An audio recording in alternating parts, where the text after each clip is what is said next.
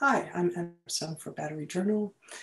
Welcome to our Salon series. Today we have the pleasure of hosting Naim O'Brown, Zoe Pettyjohn Shade, and Christopher Shade. Thank you for being here. How's it going, folks? My name is Naim Brown, a visual artist. I'm located and work out of the Bay Area. I'm out here in Oakland, California. I wanted to go ahead and just kind of share a little bit of my work with you guys today. And just kind of small little kind of sections. And I felt like what would be the best thing is to kind of show you the most recent work, and then kind of have a little bit of a conversation around some of those pieces, if you'd like, at the end of the presentation. So what I decided to do in terms of kind of laying out the work was try to work from maybe the most recent work, from the older work to more recent work. And then that way kind of create like a little bit of a narrative for you guys in terms of like what I've been up to. One of the things I'm really strongly into is thinking a lot about the Black imagination as a catalyst for change. And the change that I'm thinking about is the idea of narratives and introducing new narratives. There's a way where the work that I do is very much inspired by African-American folklore. And I kind of use that as a type of armor. I kind of build around that. And so one of the things I did early in my practice was kind of take these African-American folk tales like a Brer Rabbit or a John Henry and start to think about, like, how could you extend that? How could you start to kind of, because for a storyteller, it's important for you to make the story important for your time period. So there's a way where you kind of have to extend the tradition. And so I thought about how could you do that visually with these African-American folklores? And part of the reason is because we know that in all cultures, stories really hold a lot of significance within the culture. They tell you how cultural ways in terms of how to behave within that culture, what's good, what's bad. And so there's an importance around retaining those cultural narratives, but it seems like there's also an imperative, especially for African Americans, to create new narratives because they're also new perils, but they may be similar to these other parables, the older ones. So that's just a little bit of background. The work that I'm starting with, it's called To Make It to the Bottom Is Such a Hard Climb. And this particular character was inspired by a John Henry character, and he comes up repetitively in a lot of the narratives that I build. And the work that I'm showing, these first four pieces, were from a series that was part of a show that was called Classroom in Neveryon, an Afrofuturist classroom of the near future. So these pieces are meant to be like chalkboards. They're oil on blackboard, and they were framed to look like chalkboards so that they seemed as if they were a tool for learning. This is a piece that also existed within that classroom that was called What's Your Black? And part of the interest I have in using folklore and kind of the African-American folklore, and I guess what it led me to was thinking about folklore from other parts of the African diaspora. And I started to try to mix folk practices or folk symbols from other African diaspora within my works as symbols. And what it started to have me think about, and what it started to do when using it was start to think about how it can create kind of a Pan-African way of thinking. And actually I'll kind of go back 1 second here. And what I mean by that is leaving these cultural symbols from different African diaspora, whether it's in the Caribbean, from the continent, North America. And so when African viewers see this, they go like, oh, there's these handles, these cultural handles that they could see within the work. So it's not, so I guess I'm thinking of this kind of global way of my African diaspora audience, so that there's these entry points for them into these kind of these narratives that I'm creating.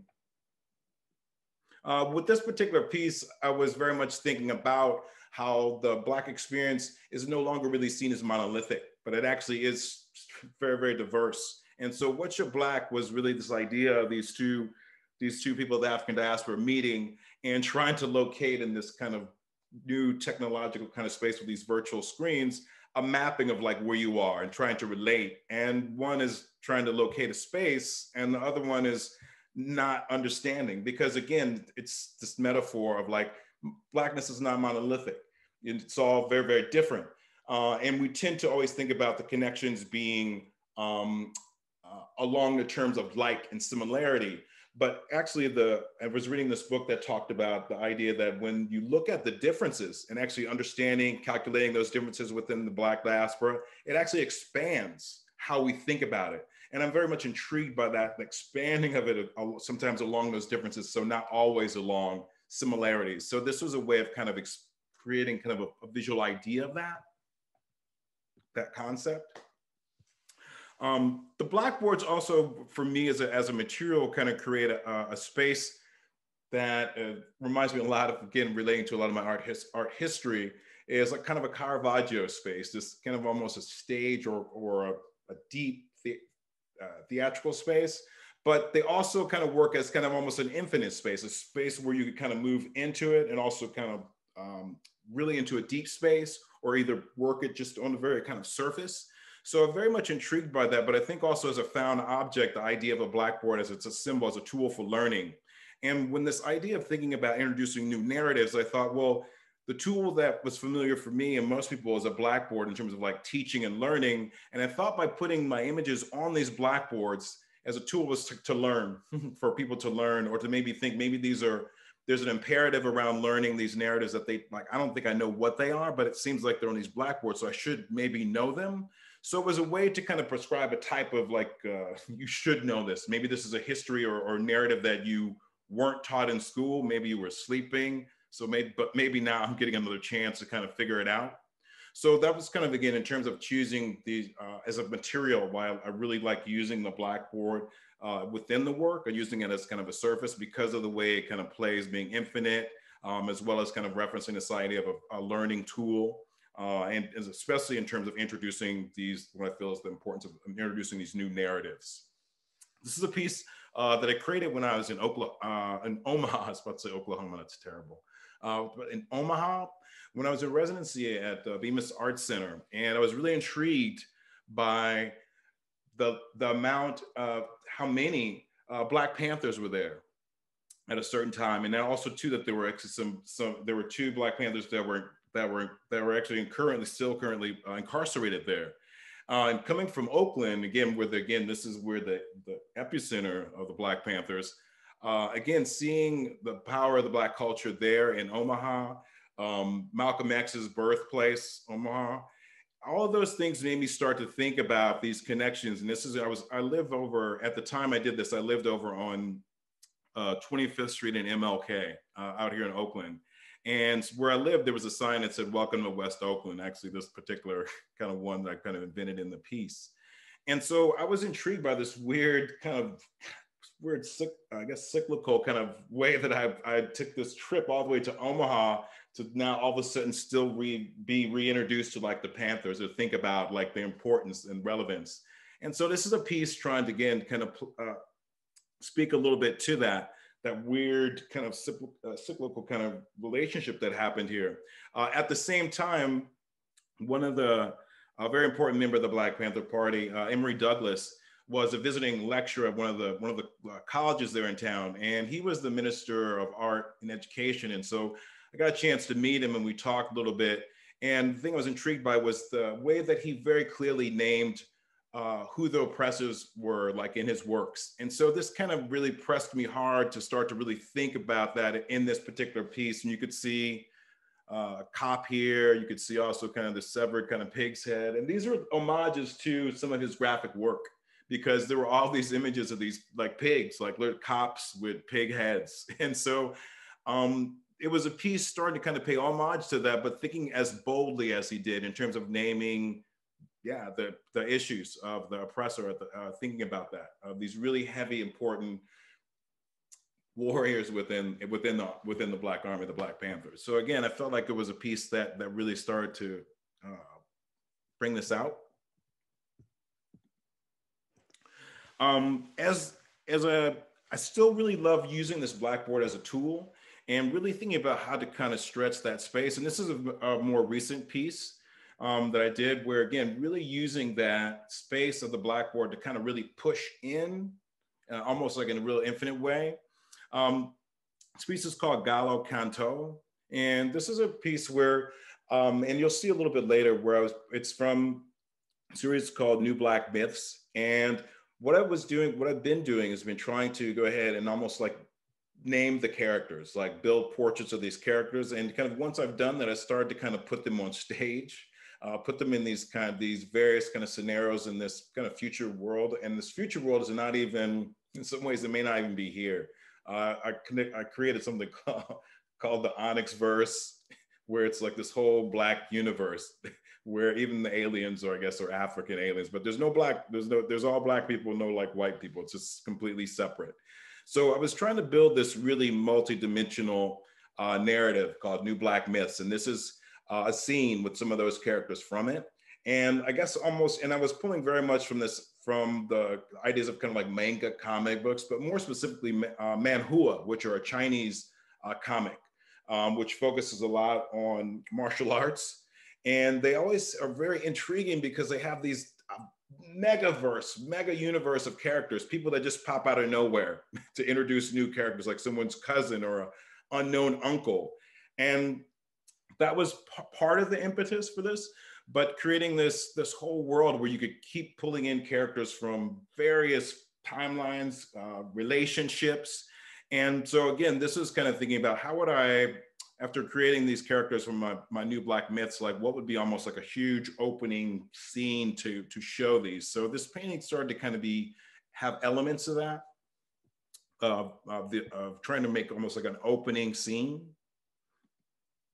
Okay. Here's another piece that was just created in 2021.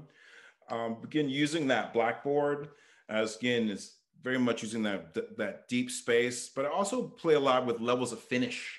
So this ideas of level of finish and how things transition from one space to another have been really important in some of the works. So this is a piece, again, that was playing with some of those technical issues, but kind of more importantly, in terms of this idea of introducing these new myths that I've been talking a lot about, was have these Brer Gator characters that you could see here consuming this almost a giant person on the stage, a giant Black man. And what the Black man was just supposed to be John Henry.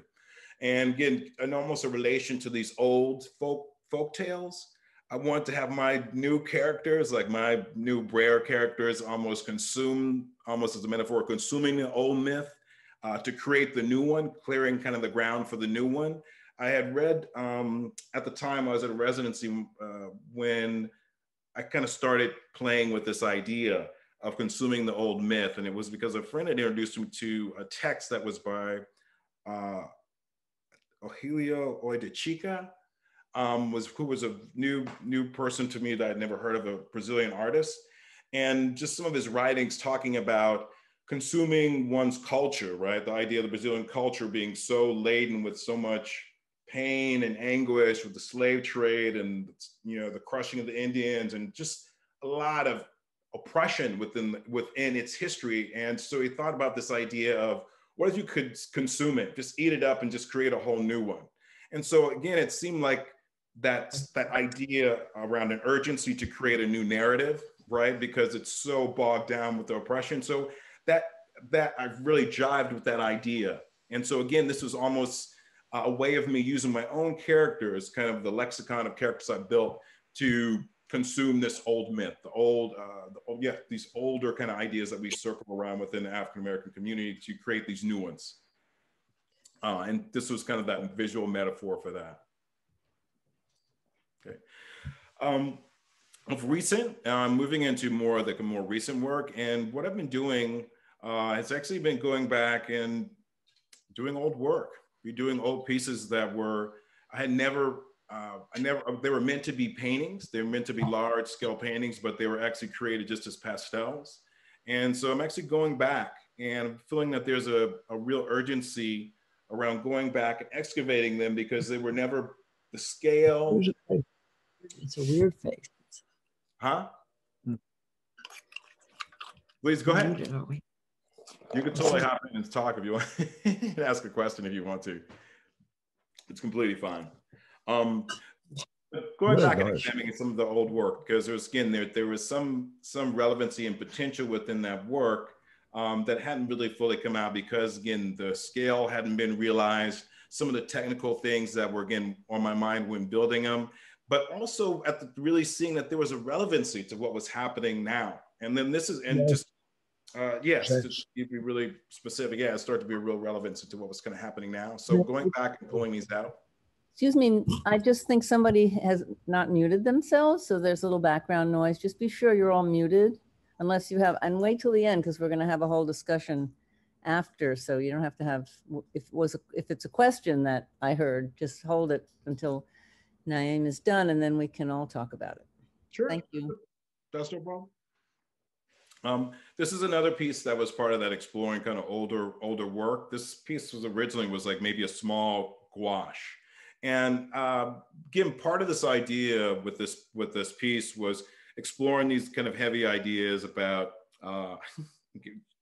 not they're characters that would be within this kind of, not the Onyx verse, because this isn't the New Black Myths, but just again these kind of hybrids that I'm very interested in kind of exploring, these Black hybrids, masked characters, but just someone within this a world that seems it's very similar to ours and close, but it's not quite our world. But this idea was one coming from art history. I'd seen a beautiful piece where it was the story of the prodigal son, and the prodigal son was in a house of prostitution and he was being served off his food. And the idea within this series was that one was the senses were being clouded. So you were blocking your way to God, right? So the wine, the women, the food was a huge spread.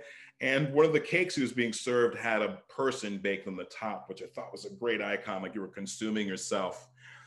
So that very much came into play in this idea of this kind of hyper anxiety within this piece called Envy. Thinking about, and again, a lot of the work, I think some of these stories and narratives also come some ways autobiographical, thinking about how I'm feeling, expressing some of these ideas. But yeah, this kind of hyper anxiety on guarding oneself from oneself, but not getting anywhere, not getting anywhere with it. Okay. Drawing is a very big part of my practice. Increasing the scale is a real technical challenge because it definitely increases the impact of the work, but drawing very much is a way that I work with my paintings and drawings at the same time. Good. All right, work with the drawings and paintings at the same time because the paintings really take quite a bit of time. So this allows me to kind of keep ideas moving while I'm working on the paintings.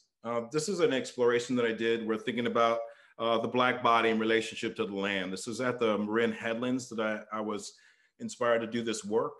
And I started looking at the landscape almost like nappy hair, almost like again. And so I started doing on the site landscape studies and adding these African-American kind of portraits kind of after the studies had been created, but thinking about them really as kind of these heads. Okay. This is from a series called The Mapping of Aaron. I'm just going to go ahead and it was really great. My wife actually told me the time. So I'm actually going to go ahead and go through these so that we can kind of chat a little bit about the work. But this is from a project called The Mapping of Aaron, and it's based on the play Titus Andronicus. And there's an African-American character within the play that I thought intrigued me because there's a certain level of his agency. He just had an agency that he was uncontrolled by anything. So I thought it was a very interesting idea as a role, as a model for radical Blackness. For one, because he was the only Black character within Shakespeare's play, but he continually kept breaking that idea of what we call like that fourth wall and talking directly to the audience, and had a seemingly higher intelligence and understanding of the entire situation and the other characters, which was quite intriguing as well. When I moved into a new studio recently, these are some of the first works that I created while in that space. So again, these are what I'm moving towards is kind of bringing you to the most recent kind of works that I've been making in my new studio space. Just an inside thing, I think I was applying to the Rome Prize when I did this. Really hoping to get it, I think. As you see the Colosseum prominently displayed there. Just a couple ideas on these. Again, the drawings work as a way to kind of toy with certain ideas. I was working on just getting the particular format of this. using these kind of loose pieces of paper, really extended kind of long size. But it was the idea of when someone kind of asks you, you're a Black person, so what do you think about this issue?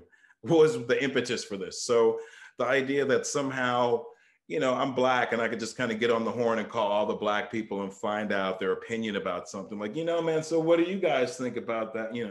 It's you can't weigh in on that. Just like I was talking about earlier, Blackness is not monolithic, so we all don't think the same.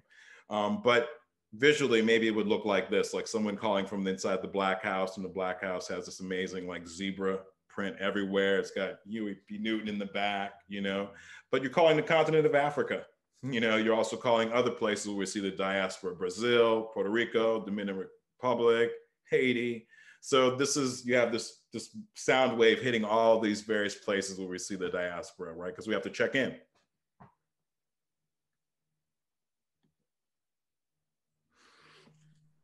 Again, another generative kind of drawing, thinking a little bit about possibly painting, thinking about no knock. And here I was kind of playing around with the format, almost like a giant comic book. So I'd used one perspective on my wall of my studio and snapped it. And so all the drawings line up along the same perspective, but changing and shifting the composition, little squares, different spaces, just to kind of play around what was going to be represented in these spaces. It talked a little bit about the new Black myths, and these are just some of the characters that are kind of part of that. And just a recent project I'm working on is hoping to kind of do a billboard out in Minneapolis, near the site where George Floyd was unfortunately killed. But this is a project that they have out there. So this is something I'm hoping to be able to do, is to place a work in that space. And I'd like to open up for questions. I feel like I probably unfortunately, you guys didn't know that I really like to talk. But I definitely would like to go ahead and hear from folks if you have any questions, but definitely want to leave the floor open here. Thank you, Naeem. That was really incredibly fascinating for me, because I've been aware of your work now for,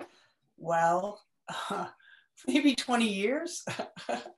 And it's incredible to see the evolution of your ideas. And I thought it was really fascinating that you're going back to mine your pastel sketches or sketches, and you're starting to turn them into what is really, in some cases, a monumental size painting, and really creating a very immersive universe with these characters and these narratives and these kind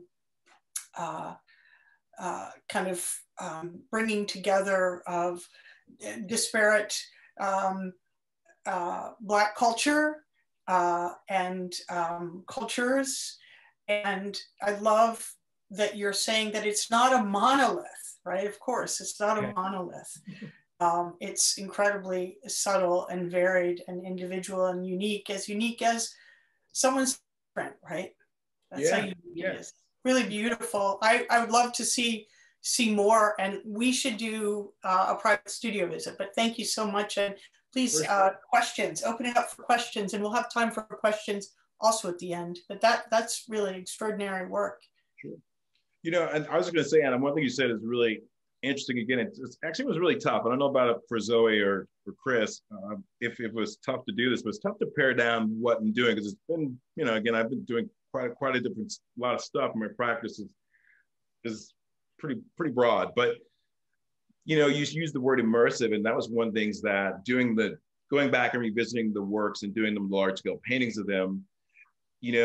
I've been kind of dabbling a bit with doing installation stuff, but going back and looking at doing the old works bigger, it's made me explore that idea and thinking about, because they are immersive, and how to actually pull those things out so they're actually more physically in the space. So actually taking bits of the architecture or elements of those works and have them within the space, so that the space really does become even more like immersive. I think that was a great term that you used. So and really keen observation, because again, that's something that I'm playing with really currently. So also the idea of narrative. Oh, I'm sorry, Catherine. No, I'm just wondering, when you're talking about space, I know a lot of your new work is still in process, but there are a couple of new ones that were on linen. What made you choose to not do more blackboard, or is that just like from piece to piece, or do you feel like there's some kind of a, if not evolution, sort of, you know, that you sort of have moved through the blackboard as a possibility and now you're doing things more on linen and canvas, or is there some thinking behind all that? I bet knowing how much thinking you do there is, so. Yeah, I do probably way too much thinking. A Oh, lot. no, I didn't mean that. Thinking is But you great. know, the reality is the blackboard is, that's the thing I love the most. And so I'm actually doing them simultaneously, you know, and the project for the works that I'm revisiting, they seem like they needed to be like streamlined in terms of all the same size, right? All the same scale, all the same material, painted from corner to corner, because that's how they were created. That's how they were created originally. And the blackboard works, they allow for me to explore much more certain levels of finish. That's what's coming into kind of clarity that? or fruition, what's disappearing, because with those, a lot of them are about, again, this idea of narrative, that the narrative for African Americans or the African diaspora keeps changing. So the idea of levels of finish metaphorically seemed correct for me, because the story is not finished yet. So some things really crisp, some things being not so crisp or solid, or maybe things shifting, seemed perfect for, and it is perfect for me for the blackboards, you know? Is the blackboard, do you put a finish on the black that we're seeing in the blackboards? Is that the blackboard itself coming through, or did you actually paint over it? There's a lot of black space. Is that the blackboard? Yeah, that's just the blackboard. Did you put a finish on it at all? Because it seemed kind of shiny. No, they kind of have, what I do is I buff them. So before I paint them, I kind of do like a buff them. And so that's why they have a little bit more of a kind of a sheen to them. Beautiful, really beautiful. So in those, I sense a sense about deep space, which you also talked about, the onyx verse and all. The newer ones didn't seem to have, I mean, I know you're repurposing older work, but didn't seem to be as, they seem more, I don't mean this in a diminutive sense, but more local, like they're referring to actual things. I mean, maybe because everything has become so much more a part of our contemporary discourse that's why, but the thing about checking in to find out what all Black people think and so on is something that has happened more recently, perhaps, than ever.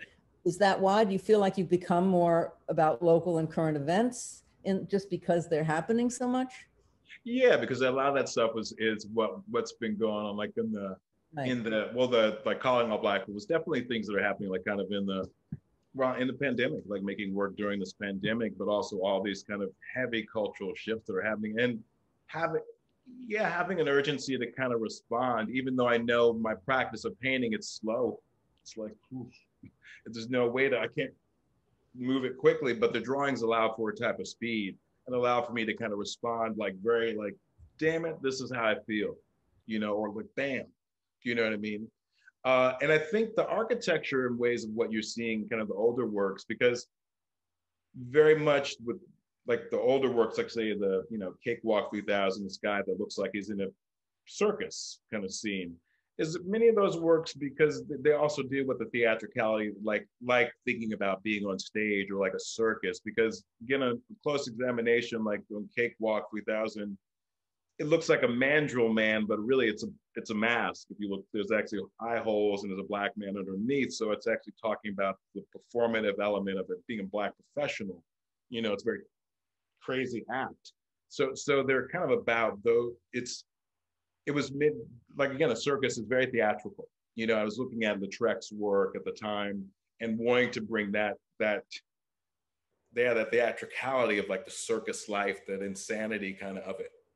You know, whereas the Onyx verse, it's really plugging into trying to look back at African culture, but envisioning it as kind of a new technology of the future. Right, very futuristic.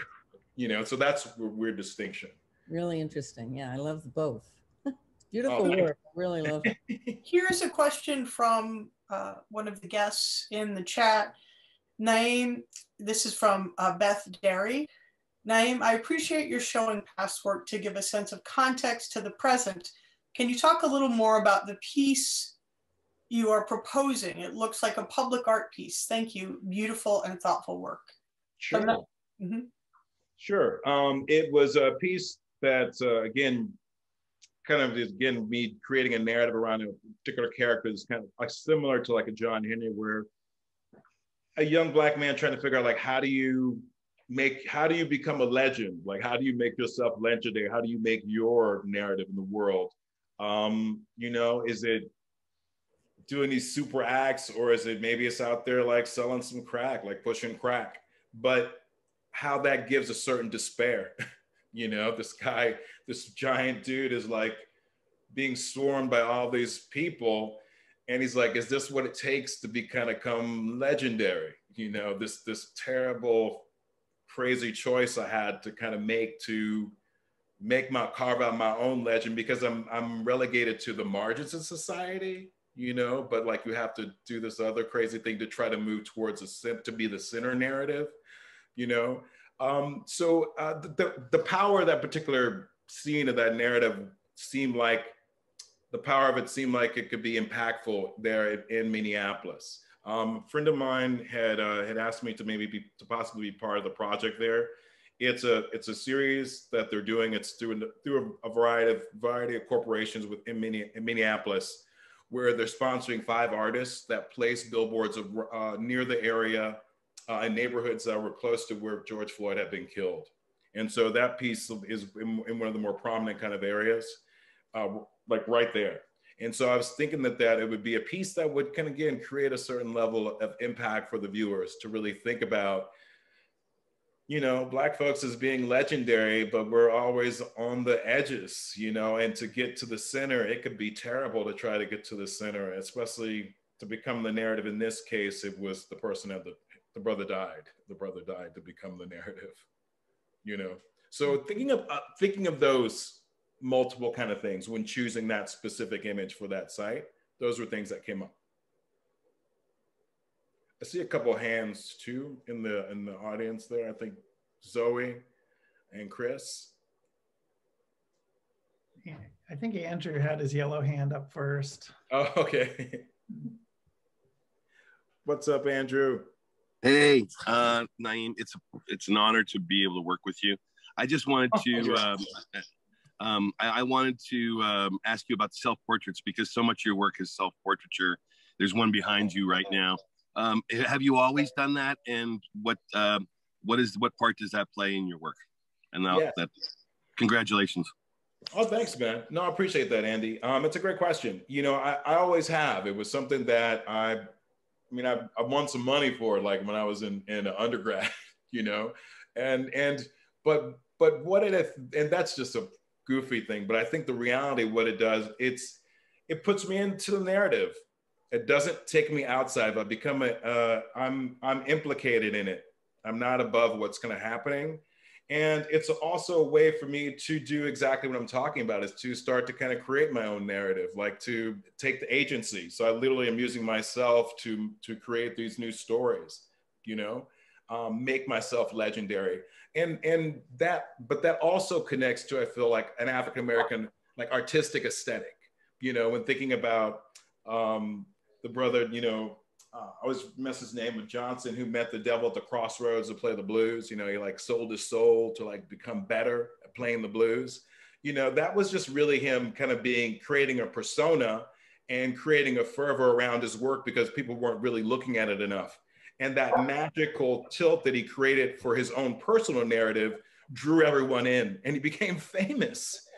He created a whole, he used his own agency to create a new narrative around himself. And so I think that's what slowly became apparent to me by using myself. It's like, oh my God, this is a way for me to be implicit in my own narratives, but it's also shows that striving to want to create my own legend, but to also create a new narrative. So I think that, yeah, that's part of that need to have the self in there. Good question, Andy. Yeah, Naeem, such beautiful work. It's so great to see the new things. You know, it struck me, I was thinking, You know, it's hard obviously to do this virtually. I mean, I'm sure in person is a much different impact, but it made me think a bit of history painting. So I was wondering what your relationship was to that, like the scale and also kind of the space that the figures are moving between, and even like the cloudscapes and stuff made me think of that kind of reference in history. For sure. I mean, and that was, I think that was also, that was the need for the scale, because I wanted them to totally have that impact. Again, like it was a history that you should know. Like there's a history that I've created here that you should somehow know. Maybe you were you were sleeping in class, you somehow missed it. But I wanted to give it that importance, again, trying to like, again, move my stories to the center. Like I'm again, really, and because I guess the agency of wanting to tell them was also like giving me the drive to be like, okay, I don't want to be on the edges anymore. I'm pushing myself, towards the center, and I'm using formats that people are familiar with in terms of, oh, this is a history painting. I should give this attention because of the scale, and I'm looking at the expanse of this. So really looking at that format of history paintings for sure, to the scale of it, to kind of import a certain level of authority and importance for sure, and very much like that idea of a history that you don't know, but you should know. And it seems, I would also kind of add this, I think, because there are invented narratives that I had to also, tackle that and deal with the fact that they had to kind of almost exist like a historical painting, a history that is for real and that you should know and has this level of importance because it's all I'm inventing it all. So I had to give it a type of gravity, Great question. Joan, do you have a question? I see you have your hand up. Yeah, I just was struggling to unmute myself. Yeah, it's a really wonderful work. Thank you so much for sharing it. I find myself wishing to see details, because I can see there's so much going on at a kind of granular level that that was a little hard to see. So I would love to see in person. And I wanted to ask, this sort of comes off of Zoe's comments too. I think that when you talk about narrative, there's the visual narrative, but there's a verbal, literary, whatever you want to call it, based in language that's behind that. And I wondered, to what extent do you feel that it's the responsibility of the viewer or the opportunity for the viewer to read into it whatever they want to, or to find out about the story behind, to the extent that you draw on folk tales, as you said? Or do you add that in some way, like with wall text, or is there a literary accompaniment to the image? Sure. Actually, I like to play with the titles. I feel like that's where I started to try to play with interesting ways to kind of give a handle, because sometimes they'll have a reference to the historical reference, or maybe me garbling it or retranslating it, or the titles sometimes refer to lyrics in hip hop, like the one piece, it's such a hard climb to make it to the bottom.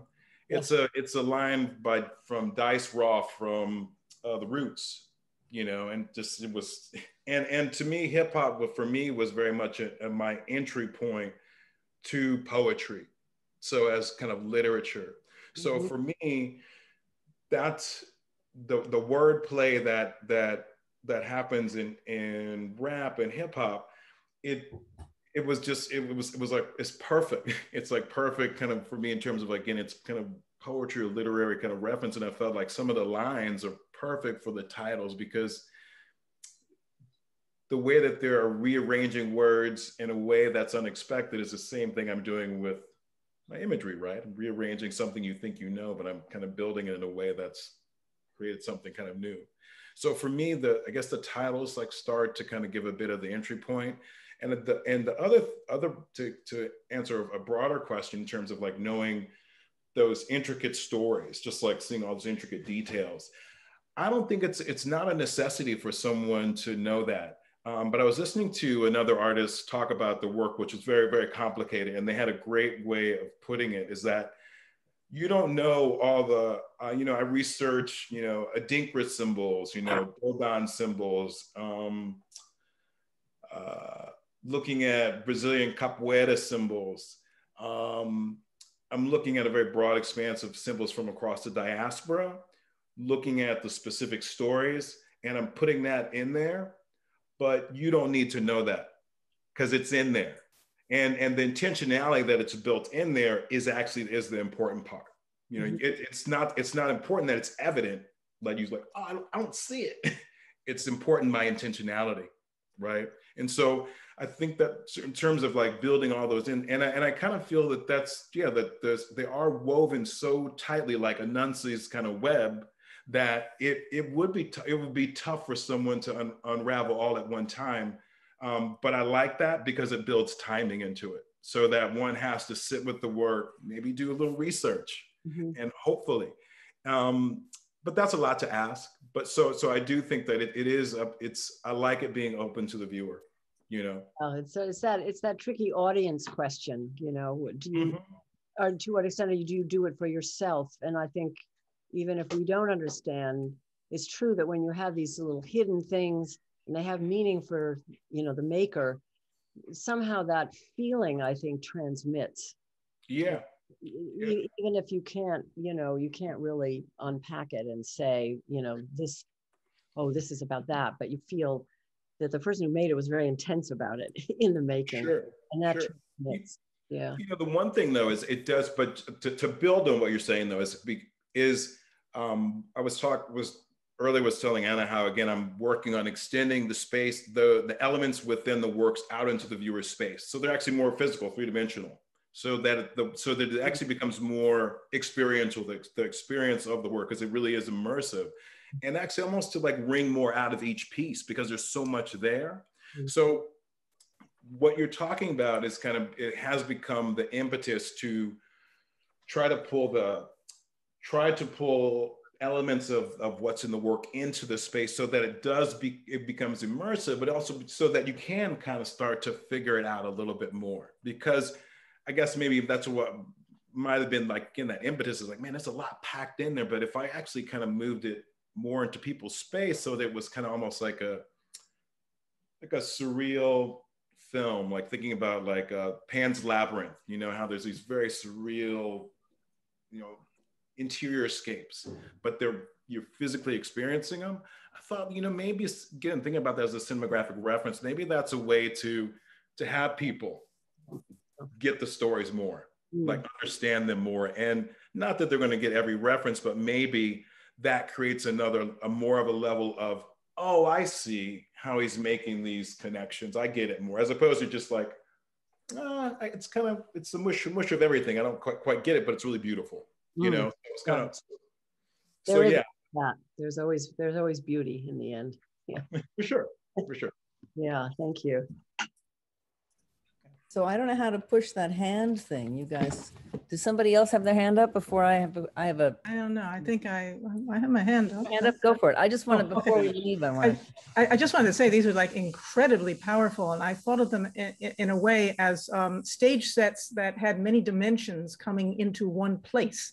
And also they're the beginning of a story that has not yet been written. And so in that way, they're extremely exciting because they're dynamic. You expect something to happen. And I guess that relates to the notion of cinematography maybe being something in the future. But I was also interested in them as puzzles, because they are in a way meant to be educational. We are meant to learn about what these symbols are. And then my thought would be, well, where would I go to figure out what that is and what that is? Because now I want to know. That's great. That's great. Everything you're saying is just making me pop over here. So I would say that's good. It's because it makes me think about the work I showed earlier, which was from an installation called Classroom in Neveryon, which was this Afrofuturist classroom of the near future. So Yeah, if there was this amazing Afrofuturist classroom, you could go in, you could listen to like, really specific music that has shaped a particular canon of music within the Black diaspora. Maybe you could also, sit down in front of these paintings of mine, and you have maybe, Soul on Ice as like a literary text, and then you have, another one, Black Noise, over here, and you'll be able to read them and be like, now I see, now I see, and so maybe, and within that classroom, maybe you have a guide that also talks to you a little bit about that, right? Different cultural aesthetics and how they inform these artistic practices, right, within the Black diaspora, and actually how there's actually an amazing lineage. And once you kind of are aware of some of the lineage, you're like, now I see. I'm starting to see the building. I got it. The building blocks of these aesthetics within this culture, right? So, hypothetically, right, it would be start somewhere. Yeah. Yeah, that it would be something like. But in the realm of now, I guess it's fulfilling a bit of my desire, which is like, hopefully it'll be the impetus to make someone be like, I do need to figure out what's going on with this painting. Maybe I need to find, what is this symbol from the Dinkras? Or let me take a photo of that and I'm going to research that. Look it up, right? Yeah, so I'm thinking that I'm hoping that it kind of does like jar some of those things loose. So I really like the way that it's seemingly has like a puzzle quality that you want to solve, because that's it. Because I feel like it's creating something visceral, right. which I feel is powerful. Yeah, but I think it's about looking up some of those pieces. You'll have to be able to find a few of those pieces. I think it starts with the folklore for sure, and storytelling. Because again, the storyteller or the griot is someone who has to take what's the old story and retinker it for the new, right? And so you have to hold on to like kind of a nucleus of the original, but then you're also using your own creativity to create this new way for the newer kind of viewer, So yeah, I really also enjoyed your work a lot as well. I really did. I love the idea of the griot, by the way. I saw a movie about Youssou N'Dour, the Senegalese singer, and his grandmother was a griot. And she's very old in the movie, and she's in bed because she's like in her 90s. And he goes and lies down next to her in this movie. This is after he's become this worldwide sensation, and he hugs her and he says, "Everything I do, I owe to you. You've taught me." So the idea of the griot is the background of what you're doing. That's one thing I just want to say. But the other thing, I feel like in addition to kind of shining a light into a possible future, you're also unearthing the past, not just mining it, because you're sort of creating other narratives, about historical narratives, about things that we didn't know, or that were canceled and obscured by white culture.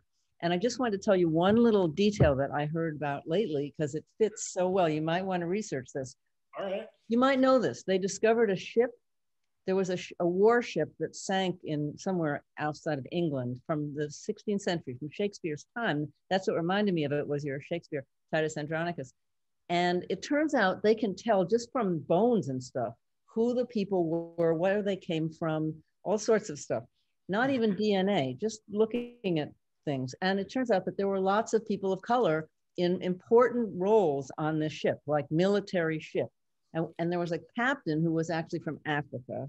And then there were a few people from Morocco, and there was a Turkish guy, but there may even have been other people from Africa. But that kind of stuff is the sort of obscured stories we don't know, because the narrative, the master narrative, just told, like you think of England as like this totally white, kind of narrative until they became imperialist. Totally. And that was another problem. But it was in the Guardian, and it's probably not hard to find but it'd be really fun to find out more about what was really going on in the 16th century. See, I like those types of narratives. I'll tell you one that will just, I practice martial arts, did different martial arts, Chinese martial arts, also Afro-Brazilian. And one of my teachers told me something that always stuck with me, I thought was intriguing. He was like, well, he goes, people from all over the world went to go study at the Shaolin Temple. He said there were Black people there were Africans there were, but I heard this, and it's funny because there's also another, there's a very important narrative now talking about a Black shogun, right? A black samurai. That was very specific time period, and the more information has been come out. There's a few animated movies about him, but it's adding to that idea, adding more to these ideas, these narratives that we don't really know about, that Africans traveled the world early on and had many different stories to tell. So, man, those type of stories and things really do fuel a lot of what I do in terms of like, oh yeah, there's tons of stories to tell, especially new ones. and I should be in on that. I'd like to interject something, and maybe as a way of transitioning to Zoe Pettyjohn Shade as well. But this is so fascinating. Clearly, we could spend a great deal of more time on talking about your work. The Afrofuturism that you talk about in your work and you present in your work, I'm thinking about, utopianism, this utopianist idea of something that doesn't exist any place exactly, no place, but it certainly exists in your immersive, monumental, historic works. And I'm thinking about science fiction writing and how artists, right? Literary artists, writers, and visual artists have always predicted the future. They've always been the avant-garde. And so your new narratives and your new mythology that you're constructing in your utopian space, which is no place but every place, right, has this incredible power to show the way for the future. And I think it's just so powerful. Thinking about it as it relates to textuality or intertextuality and a book and history, I really enjoy the language and the way everyone is talking about the work. It's so provocative. It's so vitally important to have these discussions. A book would be a really interesting form for some of these works to take with text. But I mean, certainly it's brilliant as it is, but it really is, I think, it is of the future. It is of now the future, and it sort of presents what is coming, what is here and coming, and you're a crucial part of that dialogue. Thank you so much, Naeem, for presenting your work today, and I look forward to continuing a dialogue with you. Thank you. Thanks so much. I really appreciate the time. Thank you so much. It's really fascinating. Thank you. Zoe Pettyjohn Shade, if you would like to present. Hi. First, I just want to thank Anna and Catherine for inviting me to do this, and such great company with you, Naeem, and it's great to see everyone who's come to join us. So I have, I'm going to need your help also to do this, but before I go on to screen, I'll just say a quick little intro. Well, here, maybe I'll share screen first. Let's see, where is it? I can pull it up first. While you're saying whatever. Yeah, so as a little background to my work, I have some kind of underlying tenets. So my work is always kind of concerned with repetition and the ramifications of repetition. So every image I do has some kind of internal form of repetition. Oh, thank you. Here we go. Yeah, right. And how that repetition unfolds, like the kind of organization of that is as important as any image that I use. Okay, so I'm sharing. So I'm involved in a new series that's in progress. I don't have a lot of the work shot properly yet. So what I thought I would do is show kind of a very simple progression of drawing to painting on just 3 images on PowerPoint here, shared screen, and to give you a sense of how this is developing. And then I can just show you things in the studio some. I know it's not so easy to translate the images, but you'll get a sense of kind of what I'm doing, some of the sources. So right now, like I said, I've always worked with repetition. The current series, which is new for me, I'm working with mirroring repetition. So that is kind of a new structure that has its own ramifications. What I've been doing is creating these mirrored contraptions that I've been drawing from life and kind of building them up into elements that will be combined in larger paintings. I'm only in the mid-sized yet. I will go large at the end, but so what you're looking at here is a mirrored cube that is filled with kind of gilded platonic forms that I've drawn from observation. This series involves more drawing than I have ever kind of engaged in previous series. There's a healthy kind of drawing period that I've done before I even started the paintings. It's referring to an earlier body of work. I actually started doing mirrored cubes about 10 years ago and got kind of partway through a painting series and then moved on. And now I'm feeling like I'm revisiting that approach in a much deeper, kind of more complicated way for me. So here, I'm going to go to the next. So this is a drawing from observation. When I first started working with the mirrored cube, I was thinking I was imagining it as a kind of Platonic infinite scale thing, like a small scale infinity, an infinity that is internally produced, but it's kind of an idealized mathematical space. I imagined the mirrors all being kind of like a very almost, yeah, like a pristine infinity. But when I actually set up a physical mirror with physical shapes, and so here's a painting that I did from that. And it has I actually added gilding to that in the studio, so I'll show you that version, but this is the earlier version. I realized that the actual translation into matter, just the physical idiosyncrasies of the mirrors themselves and of the forms themselves, created this weird landscape that was very kind of,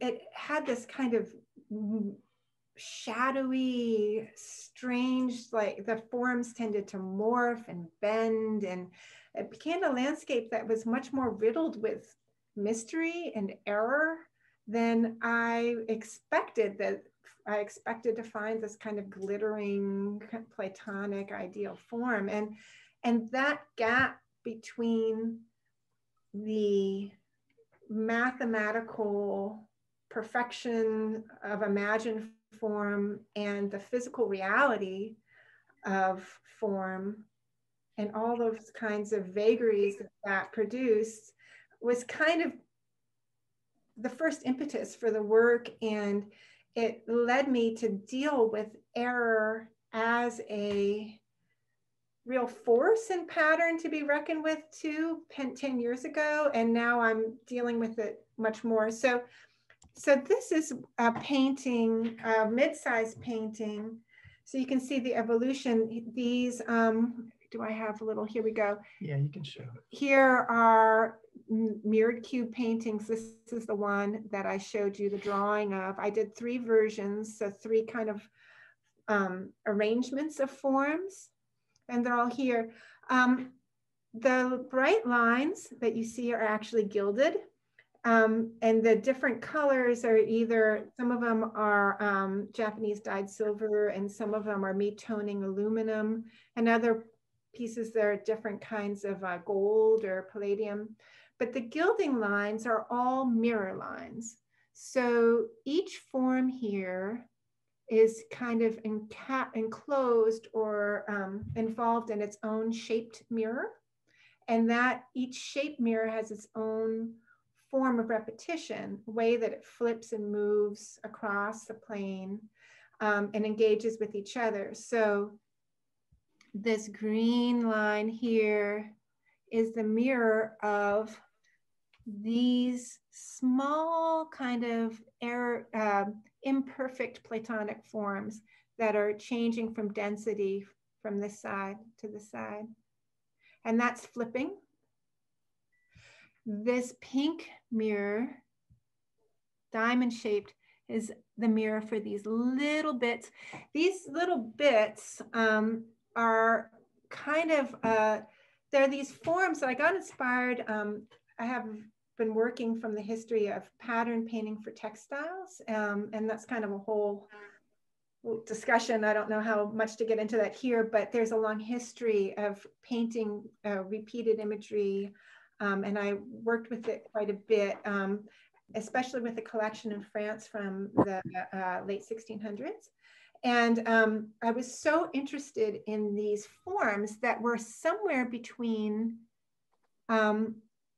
abstraction and representation. They're little shapes, but they're not totally theoretical shapes. They're like things, they're like bits. They're somewhere between an actual description of a thing and an abstract mathematical thing. And that's something that kind of is underneath all of this series, this space between form and between abstraction and representation, but also how matter can kind of assume form and how that form can assume organization. I feel like that space between like as form gets taken up is this kind of amorphic space that I've been interested in a long time. The last series of crowds that I spent many years on, I felt myself really gravitating towards forms that were between object and subject, that were in this space between object and subject. And it was somehow tracing an arc between object and subject. And the arc tended to actually be more between subject and object. Like they had some kind of subjectivity, but they were acted upon as an object. And that trace was kind of a little bit morbid, like that action seemed to be the action of death, kind of. It was a little bit more amorphic than that, but there was a kind of drifting towards that. And this series, it seems to be, I'm kind of moving in the opposite direction. Subject to object, but this time maybe object to subject. How does matter kind of organize? How does it achieve an organization? How does it self-organize? And that brought me to a lot of kind of interest, like, especially with the whole virus, like that's an object that's kind of in between. It's like another world between something that's alive or not alive. And also makes me think also about how consciousness is achieved out of flesh, or, you know, that's what they call the hard problem, right? How do we move from this physical kind of mechanical situation of matter into organization and into higher order? Okay, so I'm going to stop sharing my screen and show you. How do I get here? You can do full screen if you want. Maybe I'll do that. Mm-hmm. I'll show you some of the models I was working on. So I'm kind of dealing with these mirrored forms as kind of a basis, almost like a bestiary for setting up elements that act in the paintings. So like here is one mirrored form.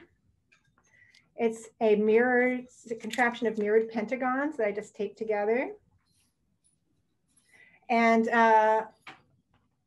here is some mirrored, sorry, that was mirrored hexagons, mirrored pentagons. Here is the little, can you see? Let me see, I'm gonna do a light here. I can do light. I don't know if they can see it. Is that working?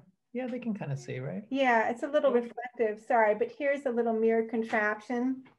And that I did the paintings you saw. And if you see, it just has these mirrored, right? Here's the little gilded forms. They're just paper, right? They're just paper that I gilded. Here's a mirrored pyramid, which actually has a feather in it. That's part of the elements I'll show. Here's another mirrored. So I'm basically working through all the Platonic forms and dealing with how these mirrors end up kind of creating the impetus for not only the forms themselves, but how they might travel across the page and organize. So, no, here, I'll do it. Sure? So here's my little setup. You can see I know it's going to be a little challenging, but yeah, maybe do that. So here are those 3 paintings he talked about. So the edges now have this orange gilding. And here is the feather painting. So that's a pyramidic mirror with a single feather that then creates this almost like, I don't know, it's like, I almost think of this one as like almost like an angel, like fetus or something. It's like this weird, like it's this weird unfolding, half beastie, half, anyway, here, the pentagonal mirror, I put water and it made a water pyramid at the bottom, which I then painted, so that's this structure that has a golden mirrored shape. So here are some drawings from the hexagonal mirror, and those were included in the book. And then here are some of the paintings. And these have a red mirror lines around them. So and here are actually some, let's see. I'm thinking about mirroring, I couldn't help myself but think about like Rorschachs. So I created my own kind of Rorschachs.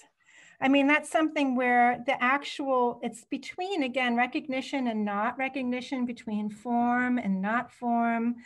And it's a whole kind of read on your consciousness.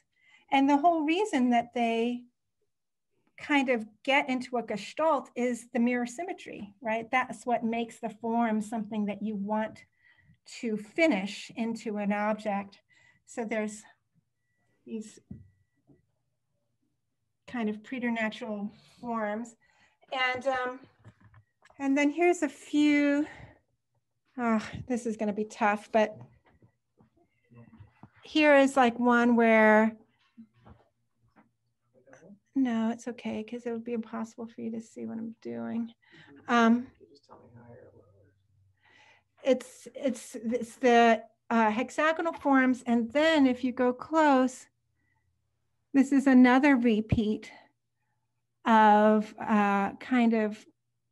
these kind of vegetation, but right when they're starting to form, so they're almost like geometric shapes. These were done from observation, then turned into a kind of prismatic mirrored structure that can grow underneath. And here's, so maybe I will open up to questions after that little tour. Hey, Susie. Okay.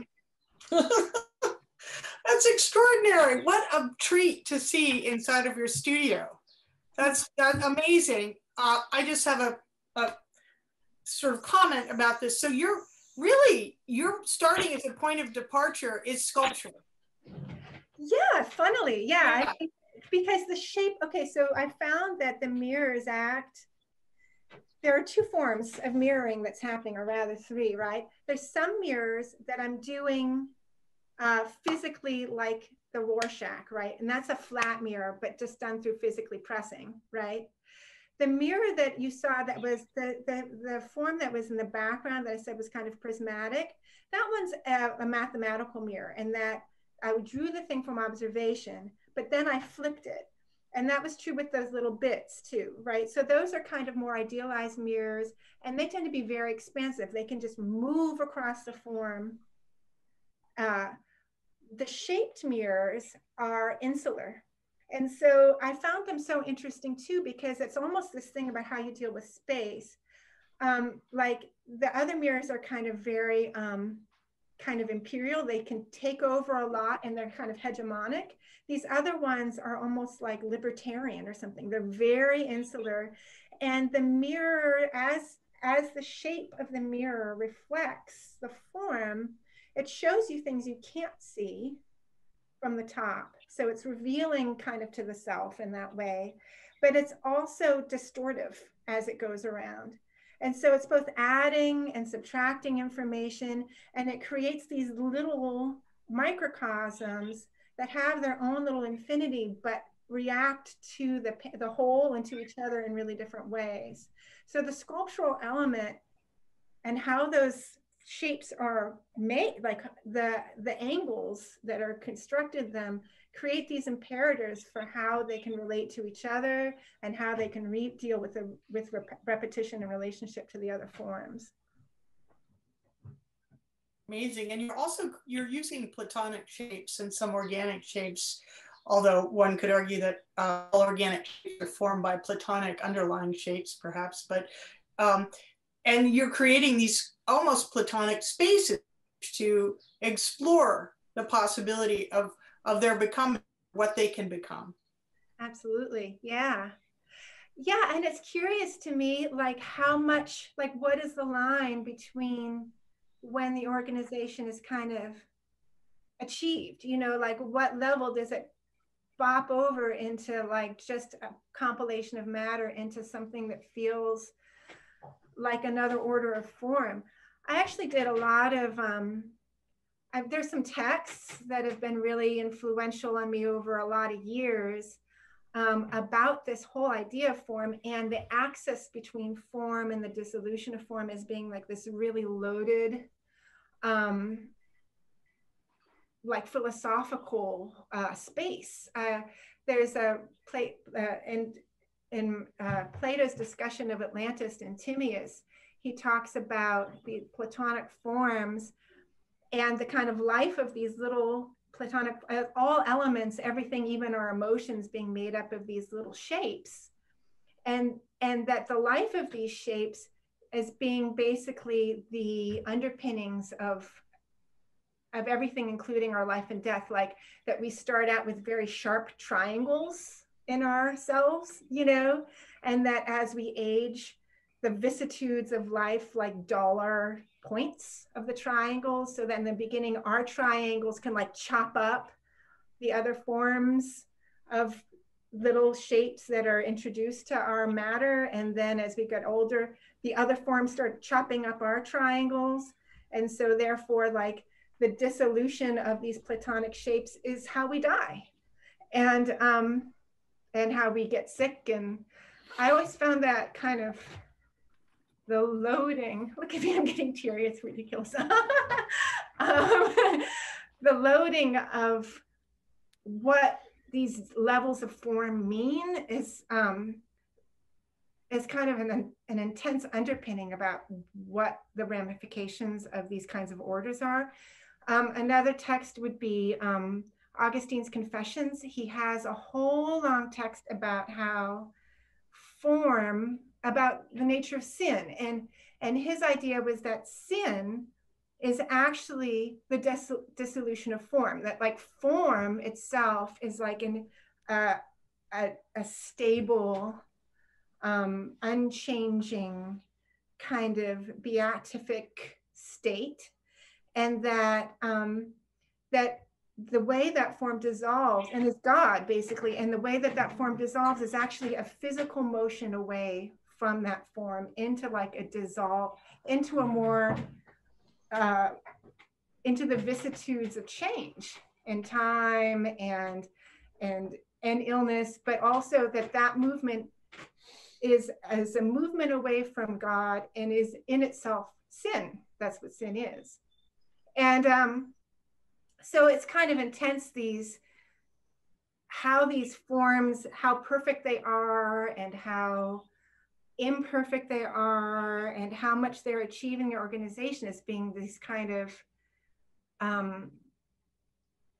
you know, otherworldly, but not kind of reflections of states of being.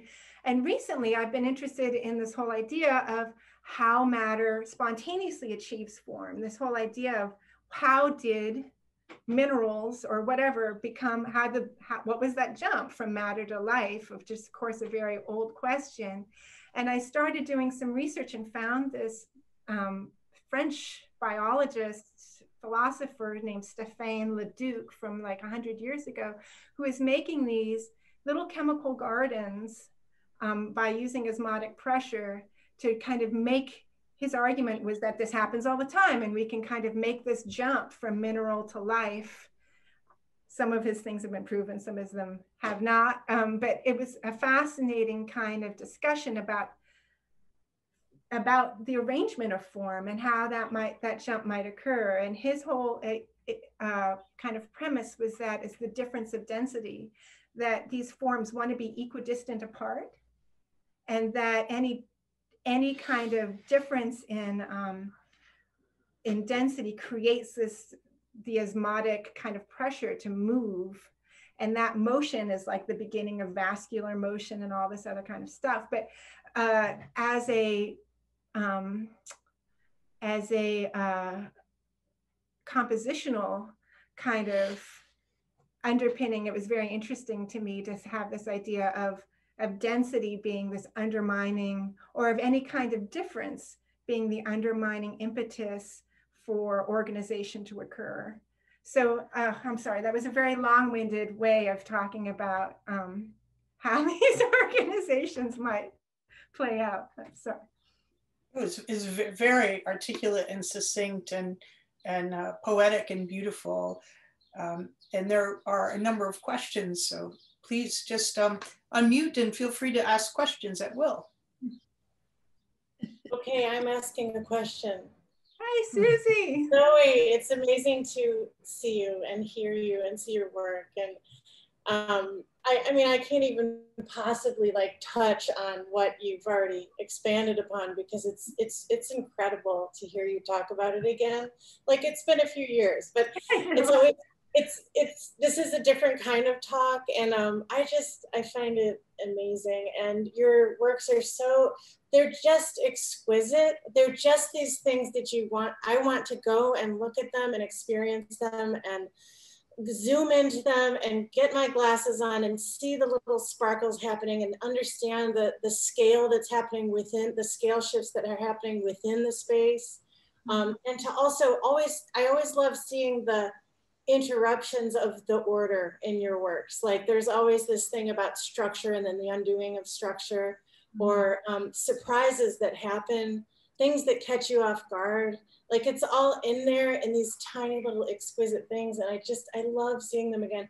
And also, okay, a couple things. The backgrounds of these look sort of like marbleized bits or imitations of marbleized. Are they imitations of that? No, they're marbles. So yes, I do. I'm sorry, I should have mentioned. So all of the backgrounds of the paintings are marbled by me. And these, the marblings that I'm doing here are a particular kind of odd marbling that I actually had to find it's like this kind of chemical interaction that happens it was German, I guess, to begin with, where you make there's a chemical reaction that makes the little bursts happen in the center of the forms. So they have a real cellular kind of way about them, but those little kind of starbursts or like kind of nuclei things that are happening in them definitely was the thing that I was really going for with that form of marbling. It's a specific kind of formula. Yeah. Well, I liked that I didn't really know whether you were imitating it in your painting or not, because it was sort of an unusual form of the marbleized paper that I didn't really know. So I kind of like that, that it kept me kind of wondering. And then because you do so much that's like working from life, or like doing iterations of things that you've observed already. But there was another question. It's just the overall color of, you talked about morbidity in the past of these forms and the shifts between the two realms or something, some way that you said it that was beyond what I can touch on. But can you talk about the color, the general color that you're showing here? It's kind of these sort of purpley brown, sort of muted. Funny thing about color for me is like, it's very intuitive, and it ends up coming a little bit early for me in the process. Like I often get a color sense even before I understand totally what the structure I'm working on is. Everything is a limited palette. Like I mix all my colors and gouache. Here, since it's a studio visit, I can show you like each of my little things has like, you know, 7 to 12 colors that so each little kind of element has this limited palette, and I've tended, they've tended to be almost these kinds of I mean, I'll put it this way, there's a sense of emergence that I wanted in all of the work. So I knew that this work was going to be much darker than the work I'd been thinking of before, and that there was something kind of meaty about it too. But there was something I wanted that was somehow between the meaty and the mineral. I guess that's why they got so much of these kinds of rusts and things. Some of the palette was actually inspired years ago when I was on the Fulbright. We went to Florence and I went to Zecchi Pigments, which is this great old pigment shop in Florence. And there are so many natural colors that are really particular, like a particular place they dig them up, you know what I mean? And so there's the earth colors were like, there was like Roman earth and, you know, but one of the colors I got was, what was it called? Any corpus? Oh gosh, I don't remember now. It's this great color that is that like dark maroon, and it meant Caput mortuum. Thank you. Yeah. Thank you. That's exactly what it was. Yeah.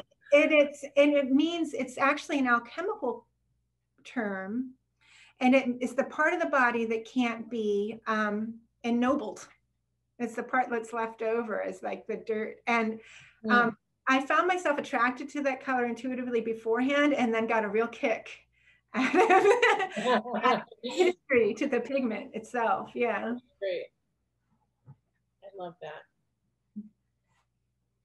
Thank you, Zoe. Oh, thank you, Sue. It's so great to see you, and your generous takes on the work are just amazing, of course. Oh, they're just the beginning. They're just touching on. I always love to see where you go with it. So, you know, I want to see them in person. Yeah. In person is like the euphoric, hopefully near term situation for us all, right? Yeah.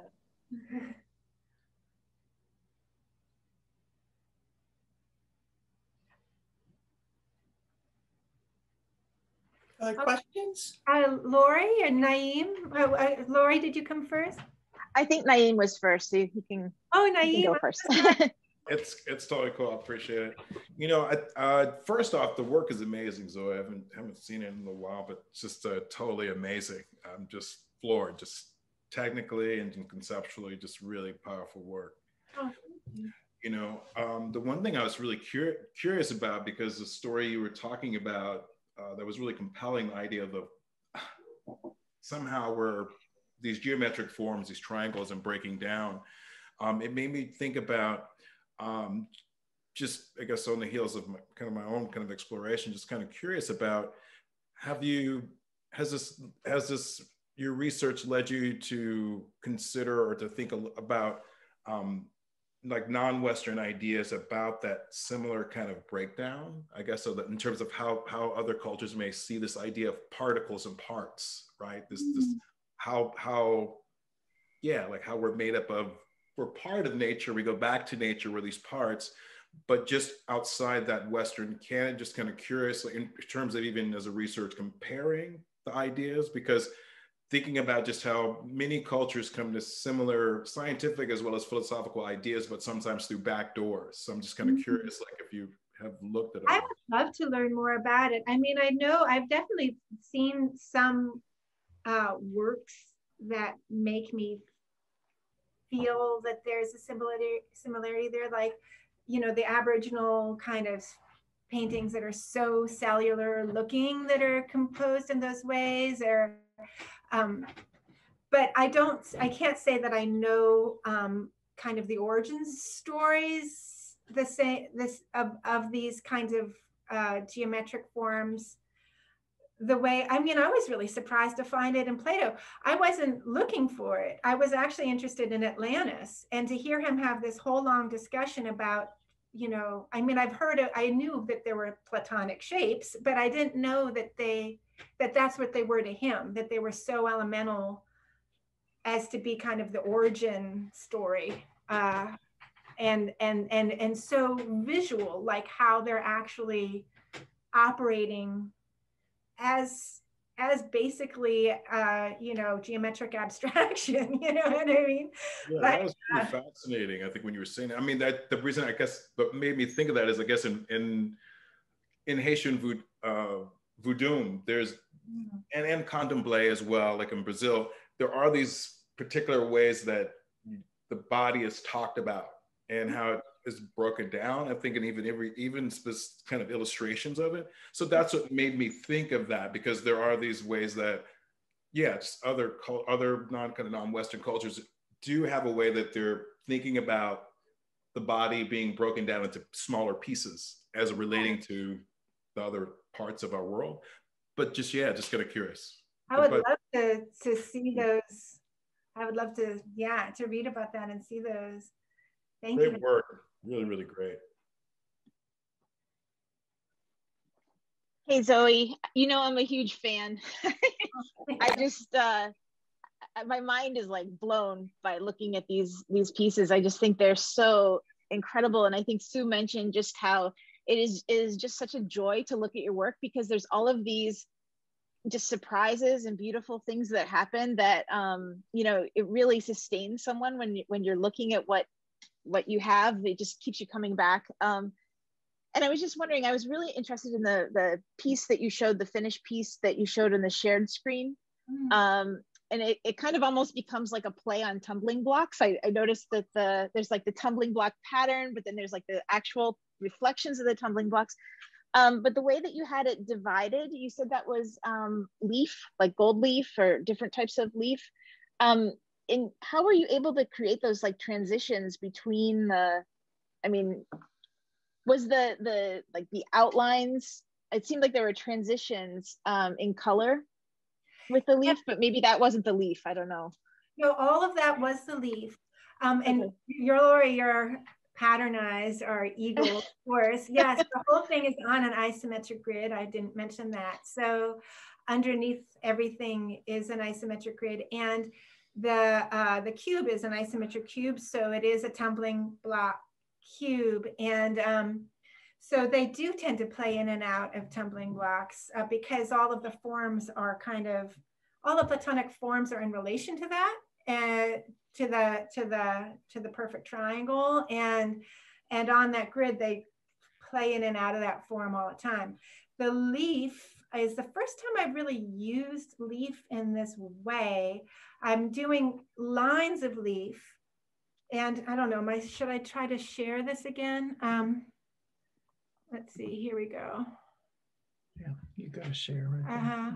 Okay, so they're individual lines of leaf, and then I'll do another line next to it, you know, that's a different leaf. So I have to do them one at a time. Some of the leaves, like this pink leaf, is actually, it's silver and it's dyed in Japan, that I can buy that color. And that's also true of this blue. But the green is aluminum that I'm toning with a kind of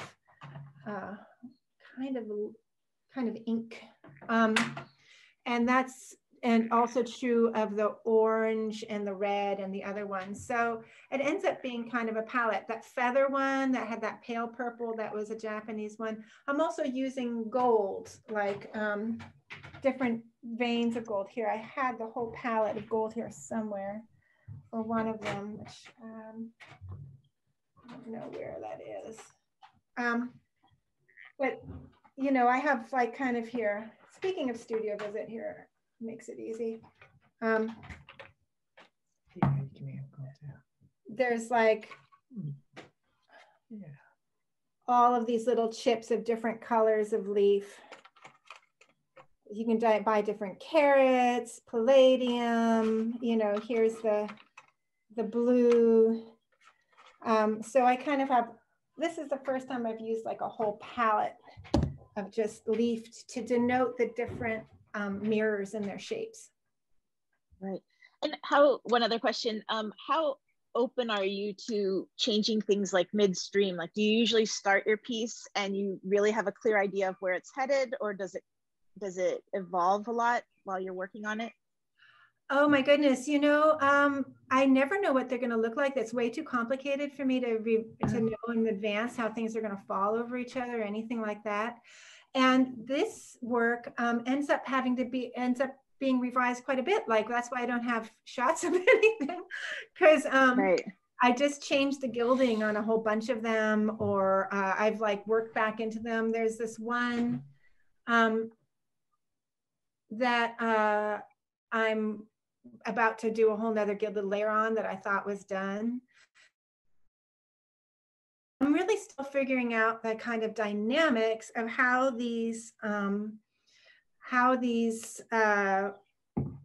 different forms of repetition are engaging with one another. And I think that's going to be fleshed out more when I go bigger. And I have a bunch of work that is in this flat file that I don't have up right now, but I think that this kind of level where I'm at right now is kind of laying out the elements of the series, which I feel like I've done. And then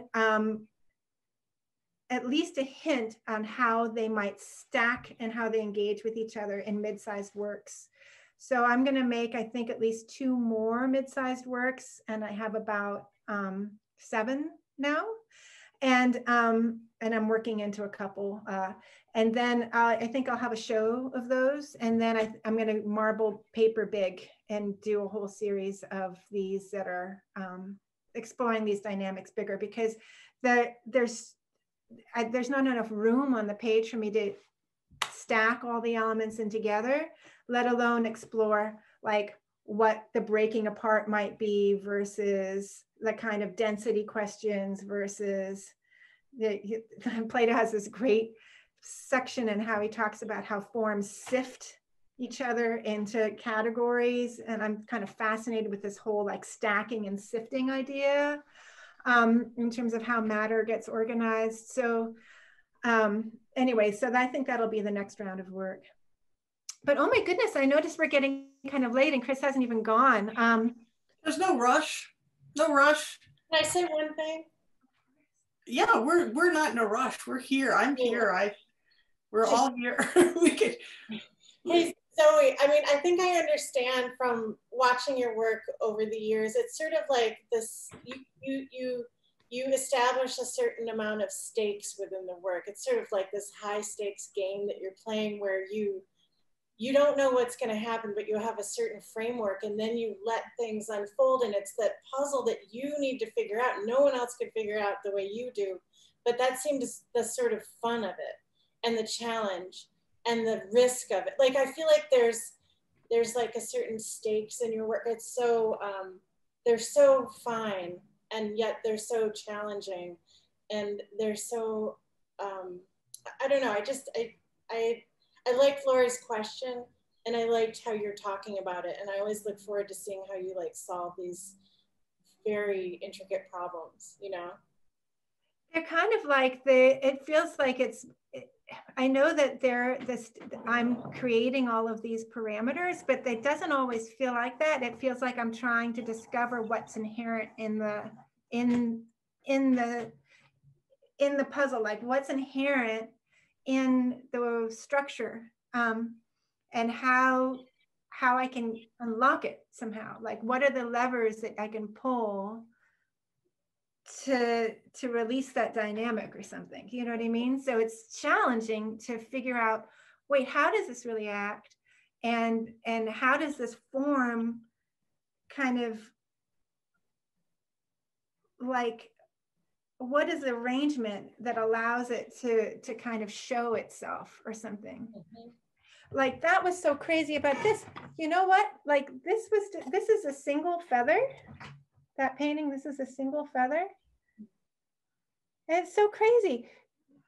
Like I learned for the first time, like, you know, this is, I think, the same form as an iris, isn't it? It's like one form.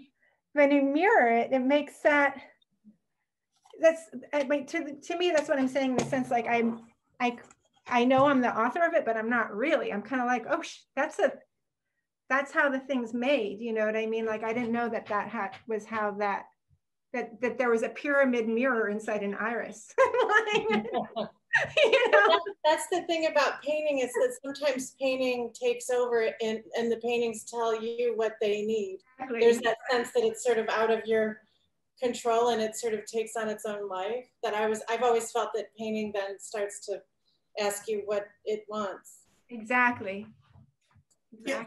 I think more scientists ought to be painters, because I think visual art, as somebody said apropos of Naeem's work too, it sees into the future. And I think when you arrange things visually using a certain kind, I mean, some acute analysis, but also intuition, you see forms in a clearer way than a pure scientific, like microscope could reveal. It reveals more because you're allowing the unexpected in a way that empirical research doesn't like to do. So I think you actually see more that's of use, not only to artists, but to how we understand how the world is put together, just in this micro world is put together. Obviously, we understand through painting a lot about how the human world is put together, but I mean, in this micro scale, it's very revelatory, really.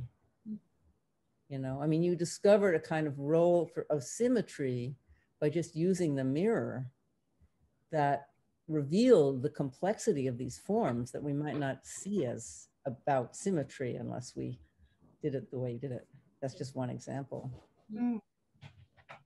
Yeah, the physical doing it, right? It's like physical doing it, right? Yeah. There's a concept, Zoe, I'm sure you know about it. It's supersymmetry in physics, which is the idea that there is a doubling of everything, a symmetry to everything. It is the under structure of the universe. Supersymmetry is the universe, in fact, kind of exploded outward like this. And we see it in our own bodies as well, right? The bilateral symmetry. And these structures like the feather that you see it in the feather itself, but then if you mirror it, then it takes on this whole other kind of organic form of becoming.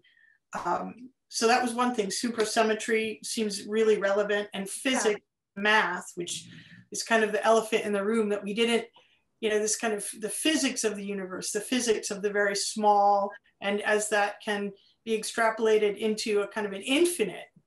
And maybe there's an idea here too that there is this overarching order in the universe, but it's so vast that we can't see the pattern.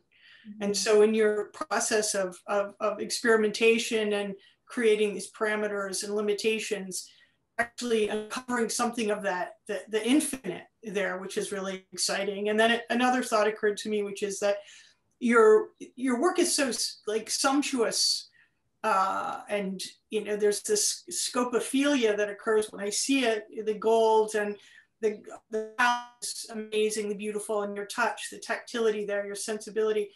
And they draw you in, and they're necessarily these beautiful, intimate moments, but I want to see more as if they're magnified. So that crystalline structure, almost like microscopy or something, I'd love to see them larger, and you're saying that you're planning on scaling them up, which makes me very happy.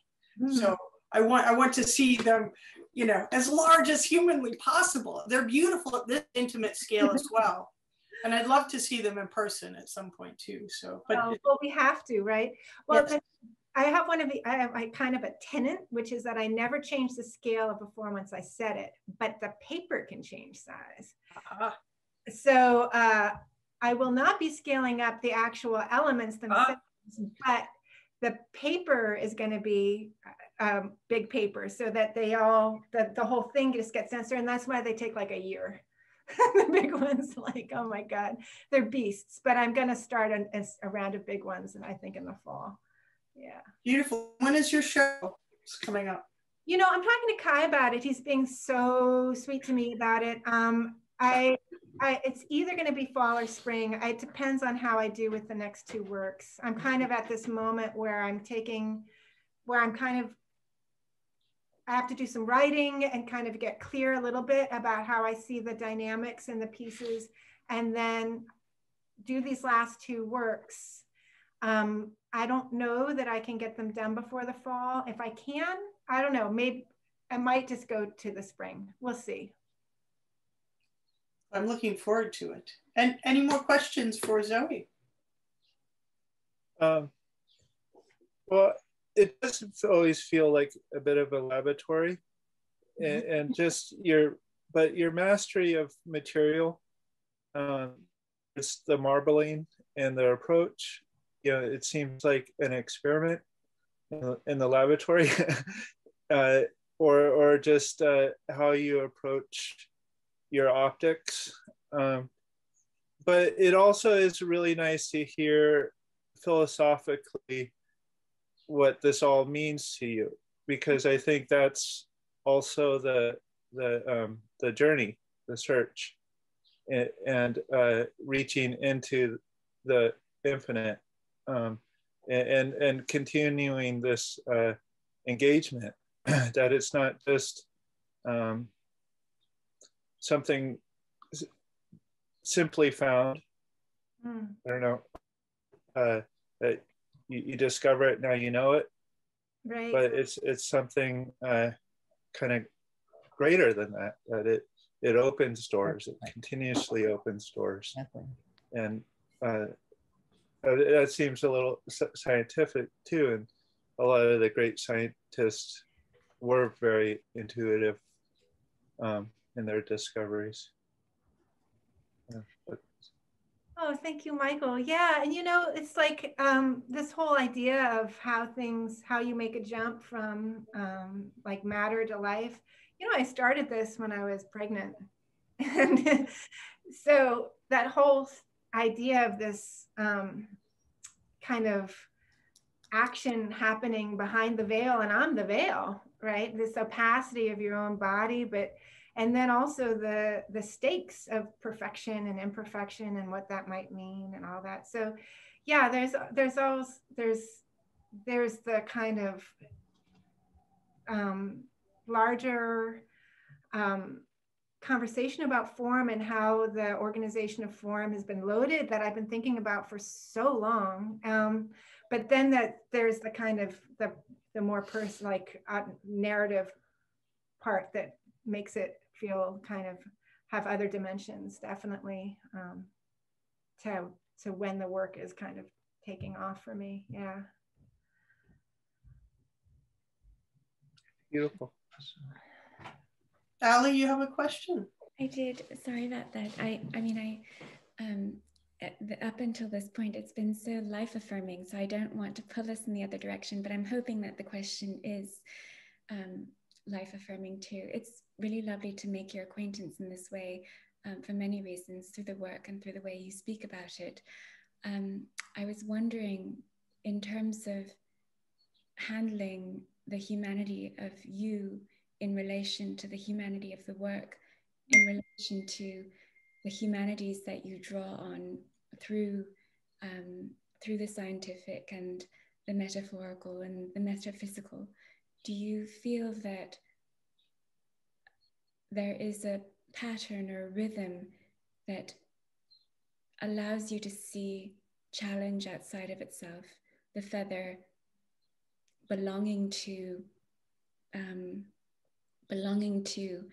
the animal from which it came, the ink and the pigment belonging to the origin that may actually have much more to do with what it means to be with a mother? Is there a mixing of synthetic color, I mean, not synesthetic colors in the process? And at what point do you have to reconcile stoppage? Stoppage because you can no longer repeat because the systems of patterns are overwhelming you, or you can not keep going because the hand becomes jittery over something that is meant to be perfectly geometric. Do you have to stand up and sort of recoil and find your own origin again? Well, it's so nice to meet you too. And thank you for the beautiful question. Well, there's a lot of parts of that. I definitely find that each material thing that I'm using has its own load, right? As its own kind of subjectivity in a way. Like I said, the individual pigments, even though I ended up mixing a lot of pigments like that Caput Morton was actually very temperamental to work with. So I ended up mixing kind of colors around that too, to work with. But the history of each color is definitely like, and I do make my own paint for part of it. And so and each, all the metals, they all have such personality.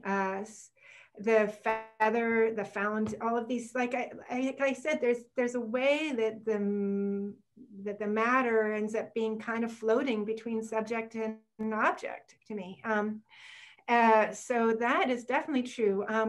The dizzyingness of pattern is kind of an ongoing subject of my life. And the limitations are my own physical limitations or mental limitations. Like I feel like when I first started working with pattern, I realized that it creates kind of an infinite space, like that there's something in our way that we're built, maybe neurologically or psychologically or both, that if we can sense a repeat, we can allow another level of information. And I've been testing that theory for some years, so that you can keep putting images into the picture plane, I feel, indefinitely, if there's an underlying structure to it. I've only managed to get maybe into the teens just because of, I'm not a vampire, but if I was, I would go for 100, you know, I don't know.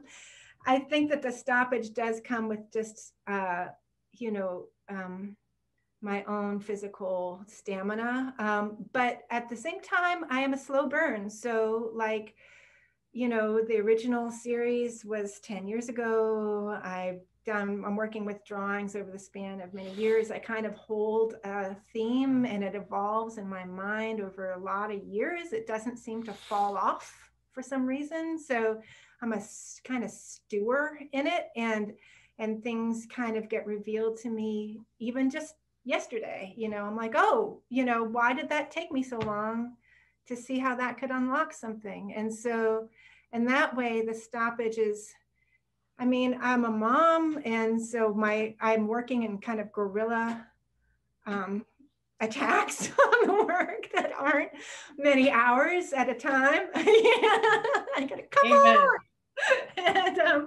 And then I have to wait until the next day. So there's like a cumulative thing to it, but the big ones are beasts in that they can get really dense. And I mean, what I've told myself when I get really, when the pattern is like, it's like months of this I have to do, is I say, you know, if I wasn't painting this, I'd just be painting something else, right? It's not like I'm going to be done. I'm a painter. So if I might as well give it what it needs, right? But I don't know if that answers your question. It really does. I mean, the suspension is, it's overwhelmingly peaceful. And it's lovely. Thank you very much. Thank you. Maybe I should All right. Thank you so much, Zoe. That is good. Christopher Shade, welcome. It's so good to be in your studio today. Thank you for having us. Yeah, of course. Yeah. Thank you so much, Anna and Catherine, for putting this book together. I mean, it was a total honor to be a part of it. You can be in frame or whatever, I don't know. She's scooching. Yeah, and to be with all these artists. I mean, Naeem and I are like dear old friends. I've got questions for you later, but you know, I was thinking about Baroque space with your new ones, you know, felt like, anyways. Yeah, so, and thank all of you so much for coming and being a part of this. So I've got a presentation. I've got maybe about 8 images, and then this thing behind me, and a little painting, and that's what I had planned. So let me do a little share screen here so that I can get specific. And I guess I need to pull up my PowerPoint. Oh yeah, want to take me off? Yep, we'll do that first.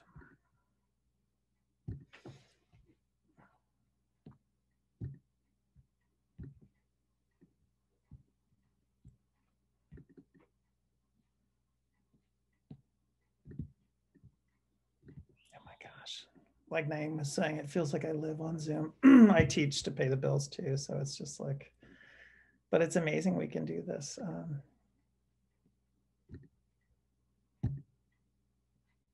Okay, so let me pull this thing over. And this can be a conversation. I mean, you guys can jump in and ask questions if you want during, I don't know.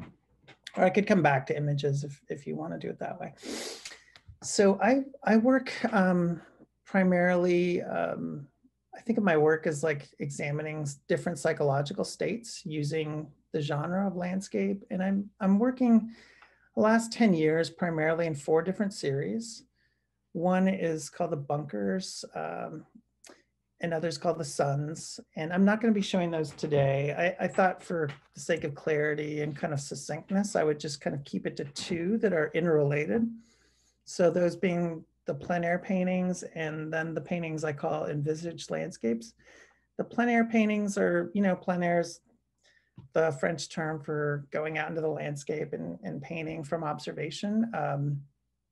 So I started doing that actually right after grad school. So it's like 25 years ago now, just about. And I started doing it because I thought I basically gave it to myself as homework, as a sense of like trying to learn about how to depict, you know, like a deep space and light, and I guess by extension time. But I immediately, of course, discovered that there were, that I had certain inclinations of things I wanted to find in the landscape. And little by little, I started to become kind of self-aware in terms of what those were.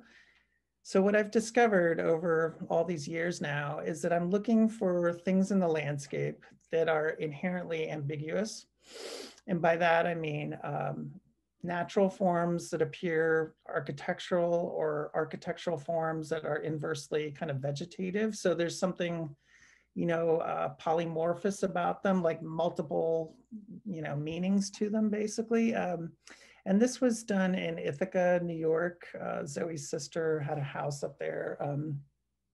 Anyways, right in front of her house was this spot where there was this kind of configuration of trees that created this arch, and that's what I called this painting. And if you just stood in this certain spot, I found, for me, the whole meaning of it, a lot of it was that center, you know, I was almost thinking of it as a keyhole, that like little negative space in the middle of the image.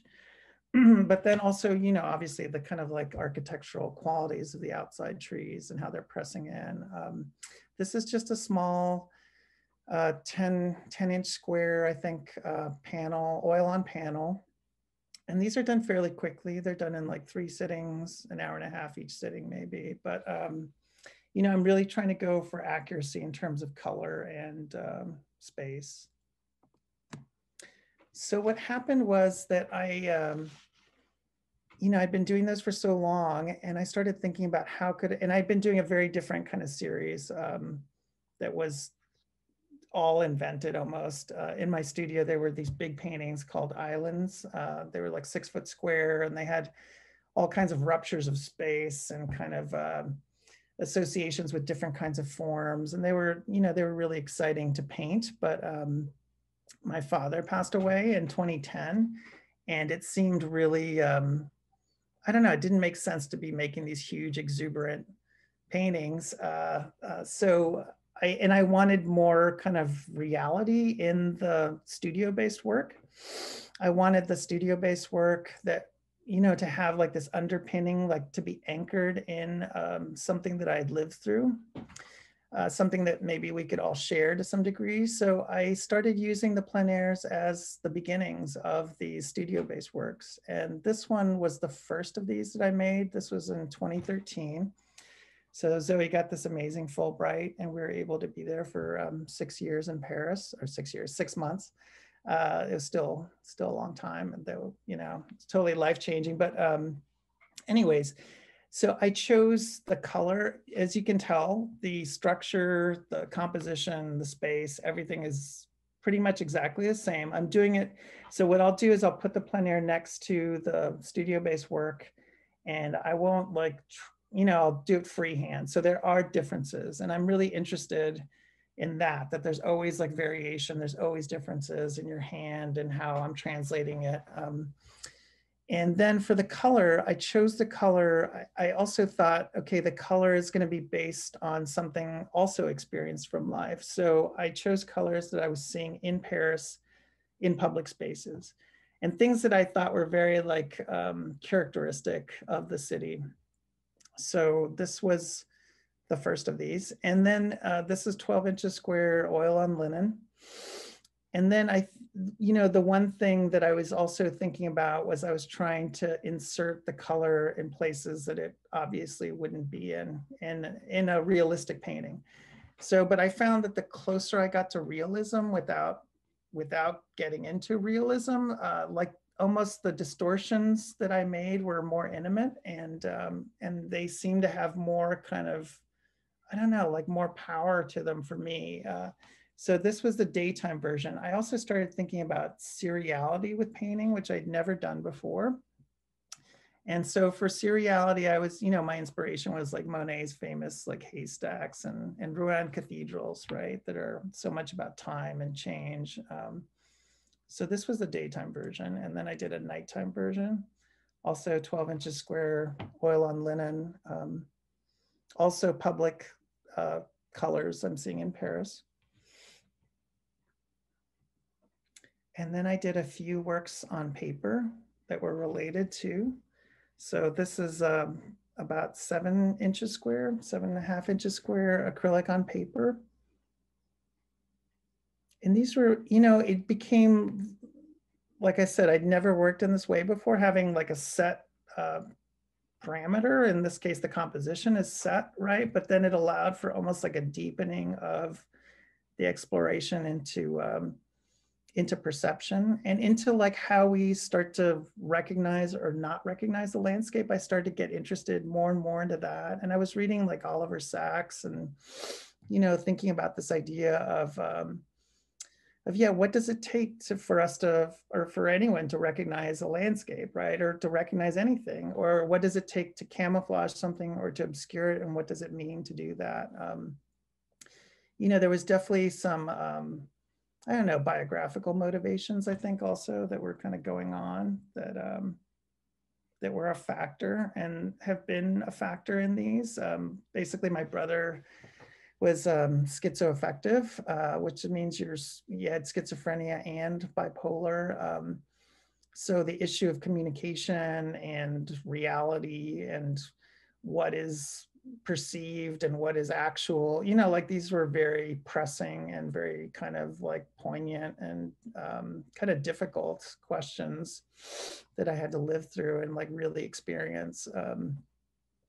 So this is a little graphite 7-inch square drawing. This is the one that's always like, you can't ever sell this one. So so we framed this thing up, and it's up in the, I don't put up much stuff in the house that's mine, but this one's up. And there's always other artists too crowding in. You know, there's, I mean, I'm not, you know, there's, I was kind of in love with Japanese woodblock, you know, work for many years. So I know that's in the bloodstream, and there's Birchfield, and a lot of kind of like aesthetic kind of painting is definitely in there. This is a more recent one. So this is from 2019 or 2020, sorry. This was right before. So I had a solo show in the Painting Center in October of last year of all these pieces and some more. And I have a PDF catalog of that. If anybody wants, I'll be happy to send that to you. But you know, and that has a little statement too. Anyways, here you can see same format, 7 inches square. And I've been working in a square now for probably 15 years, you know, but same format, same size, but you can see how much further, like for me, this is obviously much closer to landscape, and how much further the dissolving of the landscape, and you know, like pushing this idea of like, how far can I go before it completely falls apart, right? Before it completely dissolves.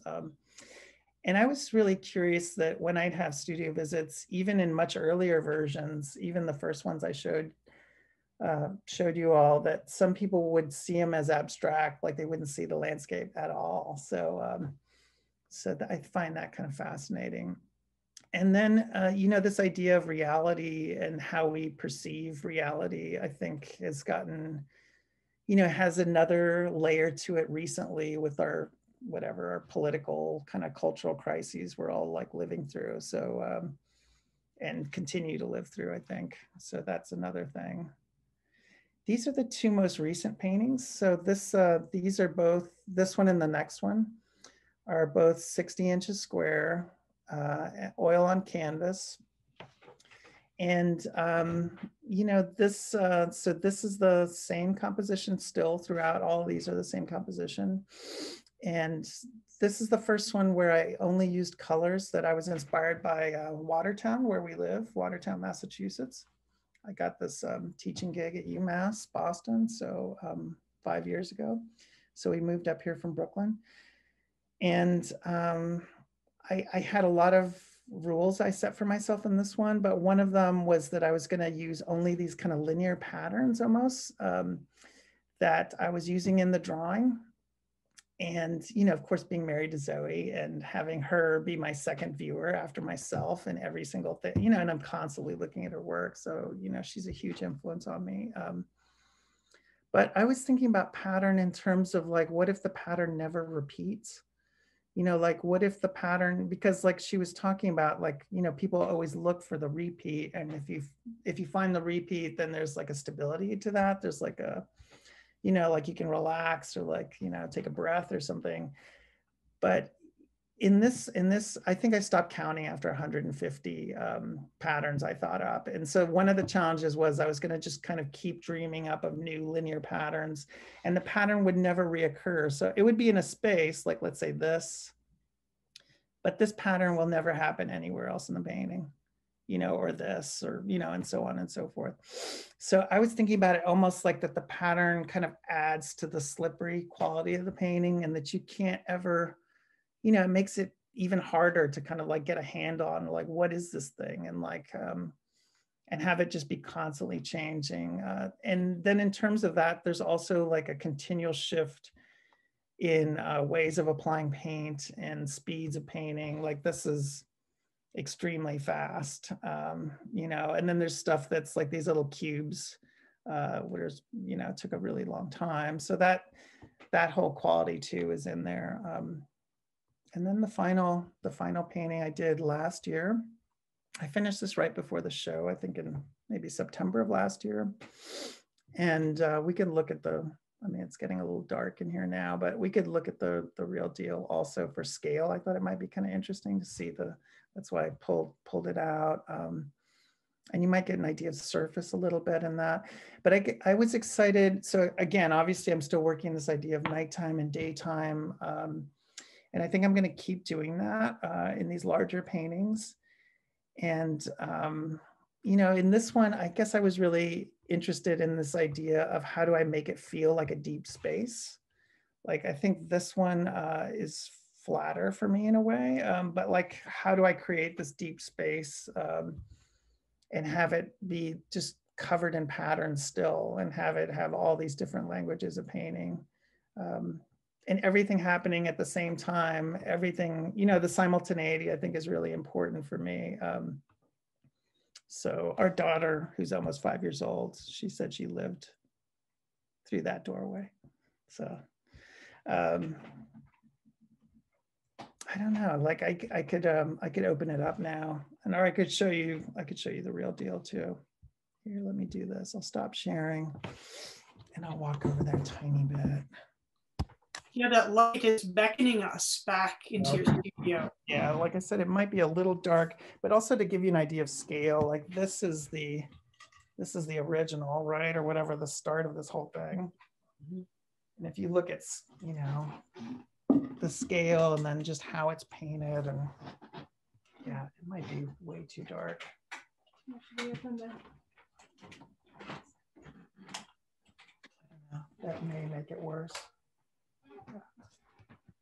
I can't tell if that's better or worse, but you know, there's all kinds of different ways of painting, different languages of painting. There's reductive stuff going on, like me pulling paint off.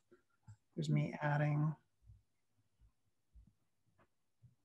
Yeah, there's graphic sections. There's kind of modeled sections. And this is taking me about a year to make these. So it's oil? Yeah, it's oil on canvas.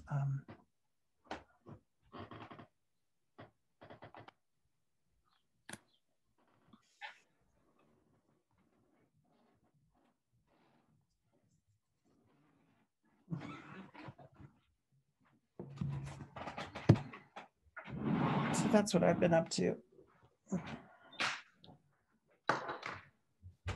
Thanks, Chris. Can I jump in? Sure. Hi, Chris. Hey. So great to see you, and congrats on the museum show. It's amazing. Oh, thank you.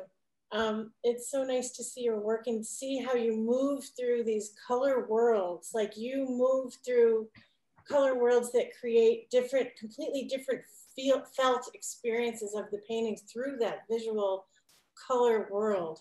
And that's totally interesting to me.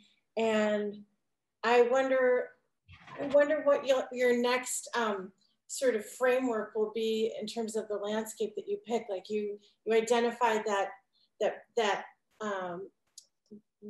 tree scenario, the relationship between those forms as being such a compelling thing that you could keep going with it. So I wonder if you have, like, do you have the next framework, landscape framework in mind that you have identified, or are you kind of riding this one out until the next one hits you in a certain way? Or that's just one question. No, yeah, that's great. Thanks. I'm actually working on some of the bunker ones right now. I mean, it is like a totally different thing. I don't know if it might be kind of confusing to, but here I might as well. One of which I have in my living room. Oh yeah. Yeah, I do. I have a nice little. So, and these were inspired. This is like a totally different kind of, yeah, they're hanging up. These were inspired by this this visit we made to Pont d'Arc, which is in Normandy in France in 2009, because I was teaching landscape painting there. But I just found them to be such kind of great, kind of ambiguous landscapes in and of themselves. You know, they looked like they were some weird sci-fi robot coming out of the ground, or they look like some ancient, you know, megalithic architecture from 5,000 years ago. They didn't look like 1943 when they were built. But there's a lot of things interesting about, like, I'm also really interested in the idea that they thought they could defend, you know, against an ocean. It's just insane, right? Like with this medieval architecture, basically. and the ships just like shelled the crap out of them from 20 miles away. You know, there's something about that that I find really compelling. And then, you know, people lately have been telling me how, unfortunately, how kind of relevant those bunkers are feeling to people who have been like trapped in their houses for 14 months and afraid of like an unseen exterior threat, right? Yeah. So it's so right now I'm actually trying to finish those 3, and then I'm going to make 2 new bunker paintings because I'm kind of working towards I'd like to have a show of those next. I always think of those as the studio. I just assume that the bunker is the studio. Oh, really? Whenever I look at mine in my living room, like, that's like little art. That's the artist studio. You know what's going on in there. Yeah, yeah. It's interesting to see what people see in them. So yeah. Yeah, so I like to hear you talking more about it because I just have that. I always think that whenever I see mine. Mm-hmm. There was another question that disappeared. I would love to have a catalog. Oh yeah, of course. If I may. Yeah. Yeah, I could send you a poster for my show. It's kind of postery though. I'd love, postery sounds super duper. Put it up. And when I think of my next question, I'll bring it up. Sure. You know you're in the next landscape. Yeah, I do know. Yeah, as I was prompting. The next landscape I've been fantasizing about I'm gonna make a fiery like fall. You know, because up here in Massachusetts, the fall is outrageous. So it's like, I'm from Austin, Texas originally. So it's not the case in Texas, but up here it's just like, you know, so the next one is gonna be like on fire, the colors of the fall here. And I think I'm gonna try and take what I learned with this one and apply it to the next daytime one, which I'm gonna try and make that kind of depth, like, but through darkness instead of light, you know, so instead of like radiating light, like receding darkness. So I just remembered my question, which is that you mentioned that there's kind of this biographical component that could come into play. Do you, with the series with this tree key lock key formation, are they titled?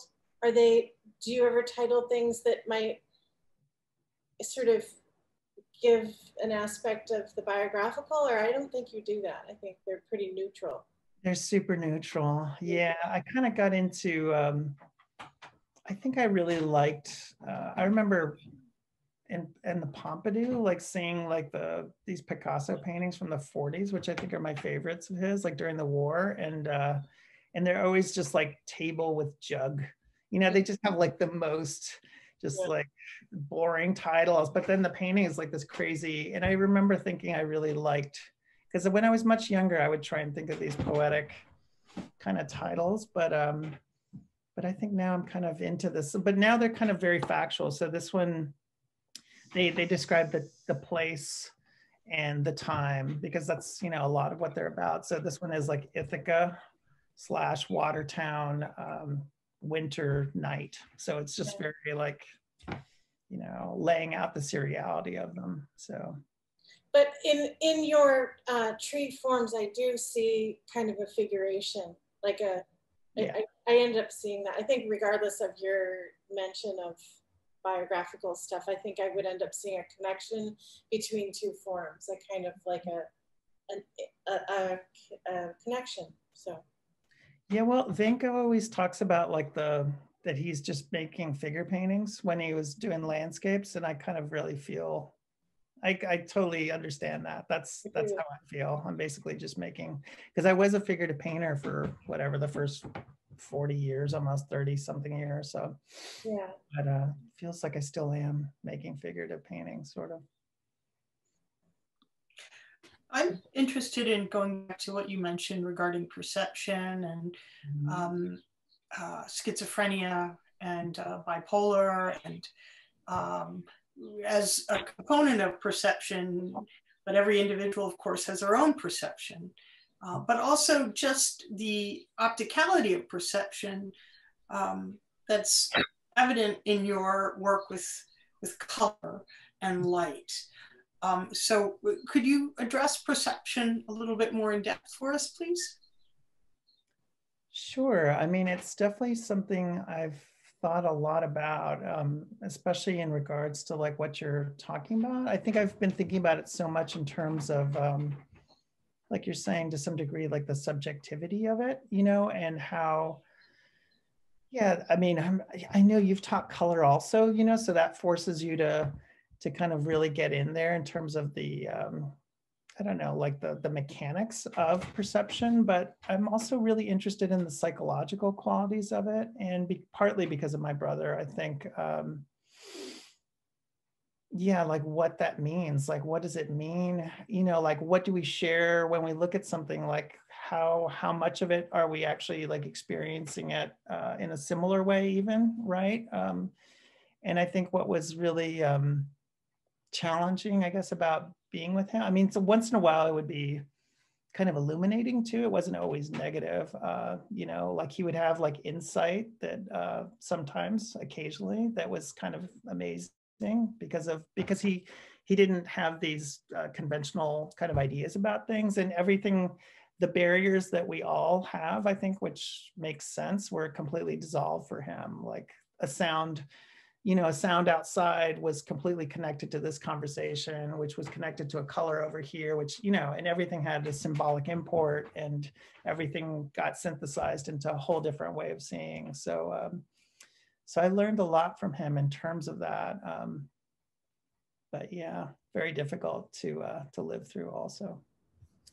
What I see, I'm looking at your work in the book because I can see it up close. And one of them is one that you showed us as well. But apropos of that, I just feel when I look at your work that I'm constantly letting things sort of dissolve or not dissolve, because they keep a very precise, you know, components, but then they reconstruct and they sort of pulsate between something that is somewhat recognizable as an observed phenomenon, a landscape or an interior or something, and then they just dissolve into all this myriad of components, and then they come back in the second, and when they come back again, they're different because you're just, you know, you sort of notice some other aspects of it, but they have this sort of pulsating quality between a coherent, somewhat coherent, I mean, it's complex enough that you're never quite at rest, and this sort of disintegration of a very, not a disturbing disintegration. It's more like a kind of a flow. And I wonder if that is, I mean, that could have any number of things, partly because you're married to Zoe, and partly because you have this thing with your brother where information isn't stable, just visual information or any kind. But there definitely is this wonderful pulsating quality to the pieces. I don't know about the bunker pieces, that may be different, but the ones that this first series that you showed us, that I think is very unusual and really compelling. That's such a wonderful read on it, Catherine. Thanks. Well, it's you did it. But still, I mean, I like this idea of it like flowing in and out. It almost makes it sound like water or something, which I think, you know, this idea of constant change seems like a real something that makes sense to me also, you know. And then, you know, I don't want to reduce too much to biography, but like my mother's from Chile, my father was American, and I grew up in these two different countries and two different languages and different people and different customs, you know, so that really kind of like formed me also, this this kind of like multiplicity of experience, and never having a hierarchy, never having like, okay, this is the real one and this is the that's secondary, or, you know, so that I know that that's in there too. Yeah, definitely. And they also go from flat, when they're in their sort of disintegrated state, there's something flat, almost like textile, and then they turn back into a sort of a three-dimensionality, a volumetric thing, and it's really there's a lot going on in those 12 square inches or whatever. I mean, 12 inches on a side. It's great. How about you, Naeem? Yellow hand up there. Oh yeah, let's see the yellow hand. You know, I guess I had a question, but also an observation. You know, I thought one thing was interesting between all of the presentations today, like yours and also Zoe's and mine, was that someone had asked me that question just about the idea that there's like these two bodies of work almost or something, you know. And so I thought that was interesting that you kind of had brought that up, like the bunkers there, and then these kind of other ones here. But also too, kind of that both you and Zoe mentioned this kind of a bending back on an exploration kind of earlier, you know, and or in it almost even never like kind of leaving it, but always being kind of something that kind of cultivating while there's this other thing too kind of happening over here. So I thought that that's intriguing because I guess, and also exploring kind of older ideas in work, like that bending back. I just kind of feel, because there's a way where I feel like when younger, you're plowing through tons of ideas and concepts, and you could just toss them on the wayside. And I'm feeling like, and just wondering if you had also had got to a point, and it sounded like with trying to insert a moment in time that's happening now. I'm responding to an outside force, right? The shifting of life, right? These things, these elements within your life, and how that forced you kind of, not forced you, but I guess made you reflect on kind of bending back and looking at these things, you know? So I guess the observation is, Millie, that I'm very, very excited to see that you and Zoe are both clearing new ground with the work, but at the same time, there's something that you're kind of bending back and looking at within the work, still reflecting on. There's a kind of a constant thing that you're kind of pulling back to. So I just am intrigued a lot by that. And also a trip thinking about, because we're all pretty similar in age. And so I think it's interesting to think about how we're looking at a practice, like looking back at things that have maybe been pushed to the side, or even carrying things still with the new practice, you know? Yeah, I mean, I think it's helped me to have, like I said, this fixed form that I never, I mean, when we were in grad school together, Naima and I went to grad school with Anna and Lori, and, but that I was so about, okay, the next painting is gonna be totally different than the last, you know, there was just like that mindset, which I guess makes total sense when you're really young. But now I really want to have a fixed structure, obviously, and then I just want to keep going into it and seeing, and it just feels like it keeps obviously like opening up into other things, you know. It feels like it allows for more in a way that I just wouldn't have thought when I was younger. In terms of the seriality, it's interesting the way you choose a subject, the tree, which is a beautiful form and was a unique experience to behold it and to decide upon selecting that as your subject matter, and then the subsequent iterations and how radically different they are, and noting all of the differences within that series and the transformation and the subjectivity from day to day, or from each time you approach that piece that you're working on, and the idea of time spent in that space, with that painting. Could you address the idea of seriality in your work and the idea of your own kind of perceptual relationship to your process and to the subject matter you select, and you know how that informs your work? Mm-hmm. Sure. I think in terms of how I'm choosing, I'm trying to choose because I have a lot of plein airs that I've obviously never done this to, but I'm trying to choose the ones that I suspect would have like the most potential for that experience of things, for discovery to happen in them.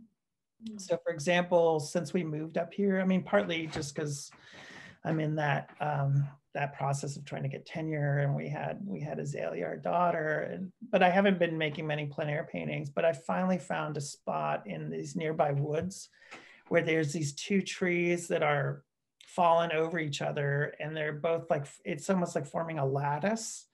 And it just seems like that is the first thing that I found up here that I'm like, okay, that I could do. And maybe it allows for what I'm hoping for, you know. So a lot of it's intuitive, but I guess I've become aware now also of, okay, you know, why I'm choosing things to some degree.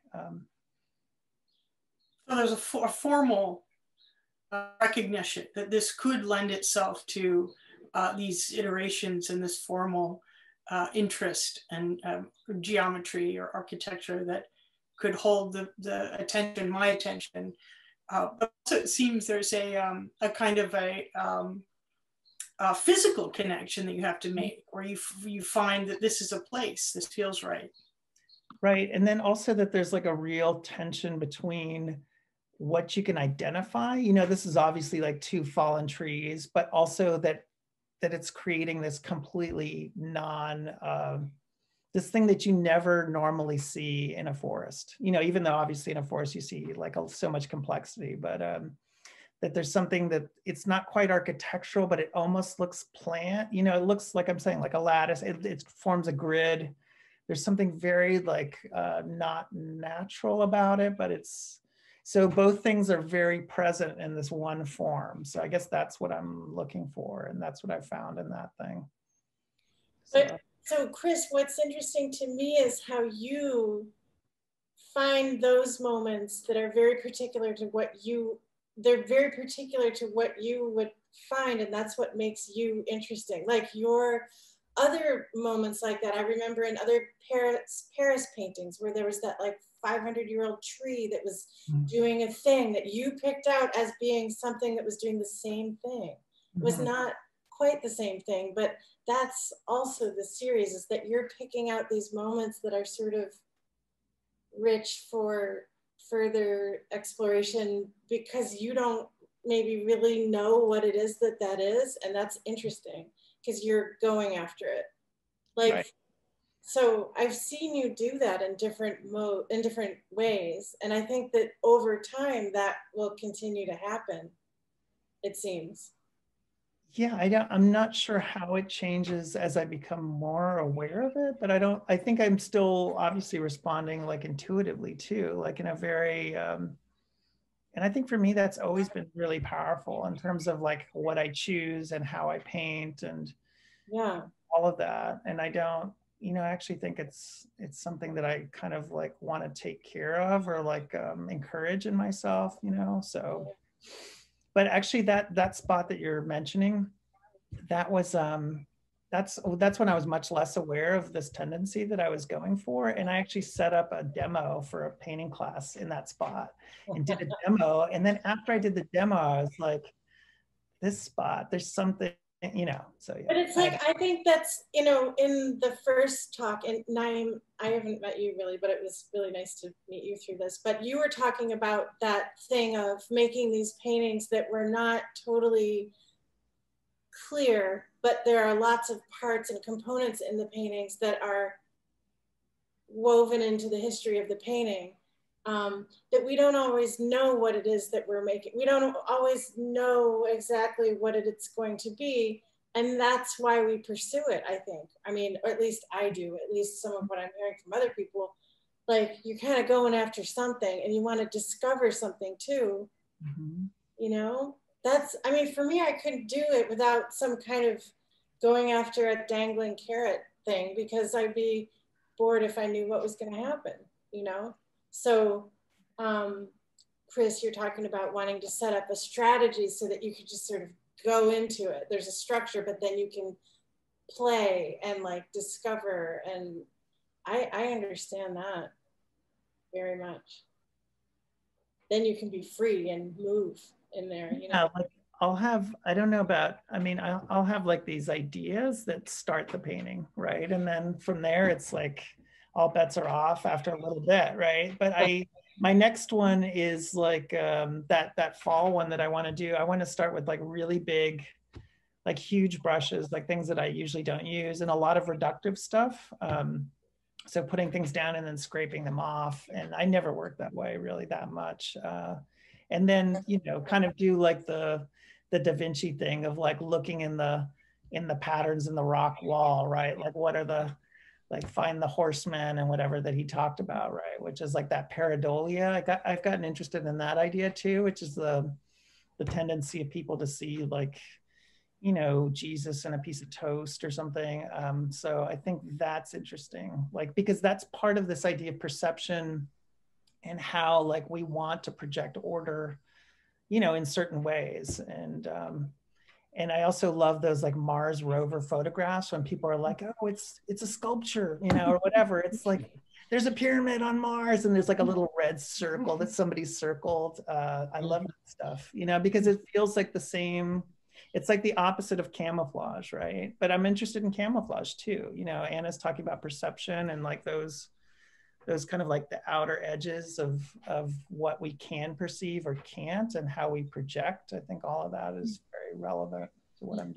But in your work, it's not just the pareidolia, it's the opposite too. It's the familiar and then the unfamiliar. And how do you make the familiar Making unfamiliar? strange. As much as what you're doing is making the unfamiliar familiar. So that's, I think, going back to that dynamic I was talking about a long time ago. That's very interesting to me. My work, it really centers on pareidolia and looking into marbling patterns and having creatures sort of leap out and then trying to draw them out further and invent shapes. So it's really interesting to hear you talk about that.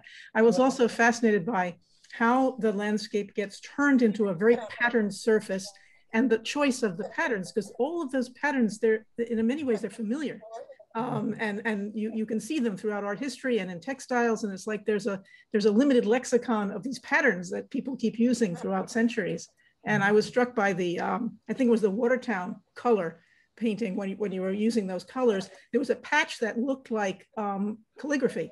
It was like, and I was trying to figure out, was it pseudo calligraphy or was it actually calligraphy? But it was very different from the other marks. And then there were marks that you see on Egyptian pottery indicating water. I mean, a lot of those marks are very familiar, and that's always fascinating to me how we had this kind of lexicon of those marks.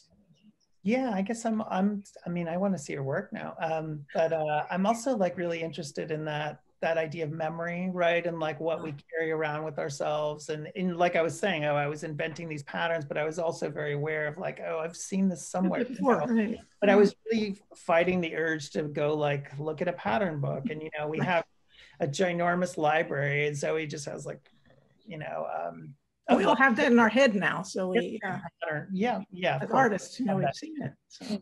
Right. And sometimes it would be like a perceptual thing too, right? Sometimes it would be a pattern that I'd see like in a cast shadow or, you know, and then you'd come home and gotta get that in there before I forget. So yeah. I have a question. Sure. I feel like you've addressed this, but maybe you could elaborate on it a little bit more. Just the central tree and the little pocket right next to it, there seems to be a relationship there.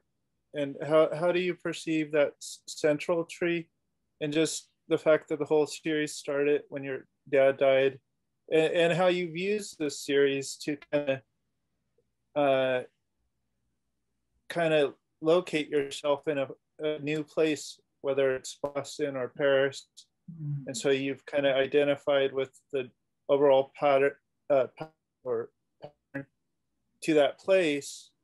But what is it that central tree is so core, and whether it's figurative, but beyond that, does it have some direct meaning to you? That's such a good question. And I love the idea of like locating myself from because obviously that's part of what I'm doing. But I guess I've never exactly framed it that way for myself.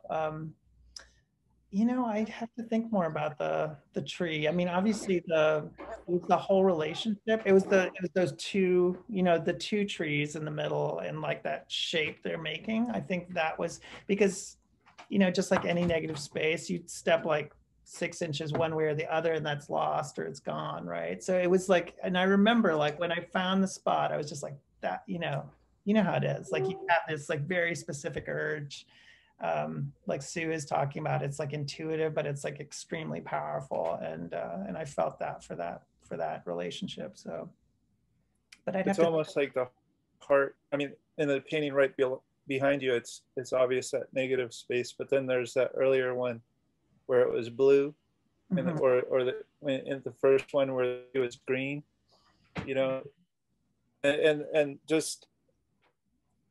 It's a tree, but it's not a regular tree, right? It's very, just that line is, how do you perceive that line? You know, it could be perceived in different ways, I think. Right. whether it's figurative or, like mapping. I mean, part of the ambiguity might be the appeal too, right? That might have been part of the drive to right. to choose it. I think that's what I was talking about with the lattice a little bit, right? Where it's like, it seems super specific, but then you're not sure what the specificity is coming from. Is it from the form itself, or is it from your own associations or ideas about form? Right. And or is there like an inner reason that you're really like anchored on this, Right. It's not so random. I can't identify it like that, but yeah, I mean, I think the palette, when I discovered that, this idea of like making the color, because actually I didn't show, but before this I did maybe 3 years of these paintings, but I didn't have the observed color, the local color. I was using abstract color, and it seemed, arbitrary. It seemed like I was choosing things for reasons, but they were intuitive, and it didn't have the same kind of logic in it, so now the palette has like it's from life, and it's from the same place at the same time, so even if you don't know the association or the reason, again, I think you can sense. I've had people tell me like, this palette is really specific, like I've had people say like, where are you choosing? Because I think, people can sense that there's something about the color that feels really specific. So, and for me, that's really important. So. Well, and I was just going to quickly say the feel of that graphite or pencil drawing version of one of the landscapes was so different. The kind of soft, grainy, and yet totally patterned and kind of flattening of the space just had, like, each one has such a different feel to it. And I find that powerful. Like, it's,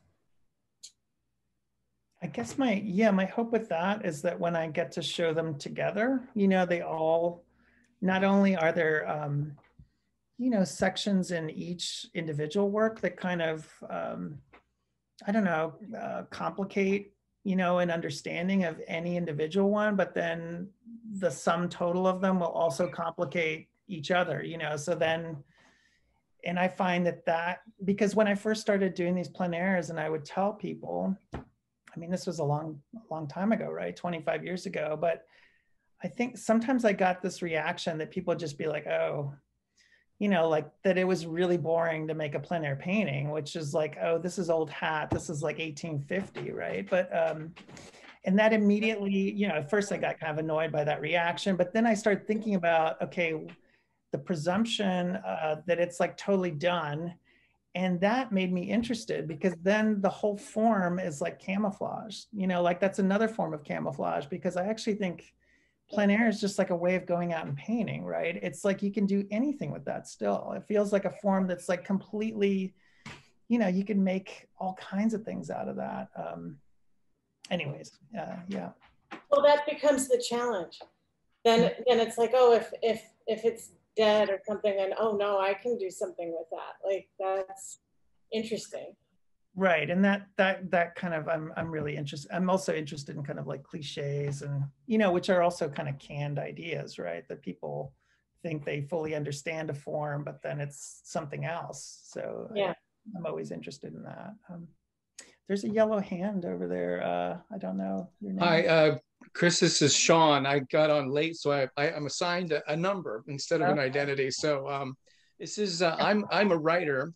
And this is the first time I've seen your work. And I'm asking a question which is kind of inspired by Michael's question about the tree. Because that figure in your plein air painting, your first one, you mentioned there are two trees there. But there's one that's the curve in which it is very pronounced. But that's an abiding figure in each of the successive pieces. And the thing that struck me immediately as you proceeded to do the series was that it was a depiction of a relation, the relation of one tree to the next. And the curve of the one trunk, for me, was eloquent. And then the color took over for me in terms of depicting the changes of feeling, the changes of perception. And yet the tree figure, as far as I recall, as we moved through the series, remained in place. It didn't have the same prominence in each piece, but it was still there. So that threw me back to your comment at the beginning about your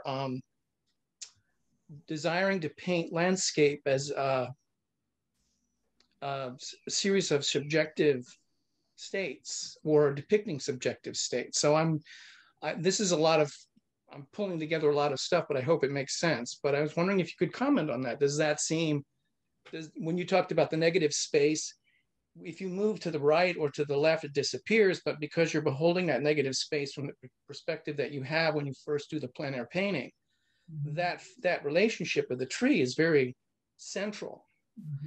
Does that make sense? Is my perception of this like something along the lines of what you were intuiting when you began the work and then proceeded? Yeah, I think so. I mean, it's kind of wonderful the way you're thinking of it. Yeah, I think that's exactly how I was thinking of it. And I guess I've always been compelled by landscapes that aren't really landscapes in a way, right? Like, right. You know, there's like, I already mentioned Van Gogh, but there's like tons of people we could probably all mention that are just like, you know, the landscape, again, it's like the plein air, it's almost like camouflage, or it's just like, that's the vehicle to get you somewhere else, right? And it's like a psychological state or a perceptual state. For me, I'm hoping it's both, right? That it's, that it becomes both. So. Yeah. Okay, thank you. Yeah. Thank you. Yeah. Really beautiful work. Thank you. Any other questions for Chris or Naeem or Zoe in concluding here? Comments? I have a quick question, just with regards to plein air and the multifacets of that space being and presence. How have your COVID dreams fared for you? How so? What do you mean exactly? Well, if to assume we've shared one thing, and that is some form of new isolation, every plein air is perhaps a breath of fresh air, and right. maybe our freshest breaths are when we sleep. Right. But have you found yourself engaged more intensely with your dreams? I don't, I had a vivid one last night that I can't remember now, but our daughter destroys the dream world. I mean, it's fantastic, right? But she shows up at 6:30 and that's it. Like you don't have like that floaty kind of time when you can like, oh, I'm going to write this down, or no, it's immediately like, got to get going. But anyways, yeah, I think the lattice kind of form that I keep talking about, we just went for a walk in the woods with with our daughter's friend and her parents. And I saw that again. I'd seen it a couple years ago and I thought, well, maybe, and this time I saw it and I was just like that, so yeah, maybe it's sharpened, maybe it's sharpened the way I'm seeing the landscape, I hope. I don't know. There's got to be something good that comes out of all this, or little fragments of good. I don't know. It's been so hard. Well, certainly the bunker series seems to directly relate to our collective experience in our own private bunkers or cells. Right. I mean, that's why I'm thinking I'm going to just focus on those for a little bit, and hopefully I can get I've never shown those all together. Michael was planning on showing most of them, unfortunately, and it just didn't work out because of COVID also. So, but hopefully I can do that. That's my next kind of goal. So I think I'm going to keep working that way, kind of going into one body of work and then, trying to get somewhere and then going to the next. So.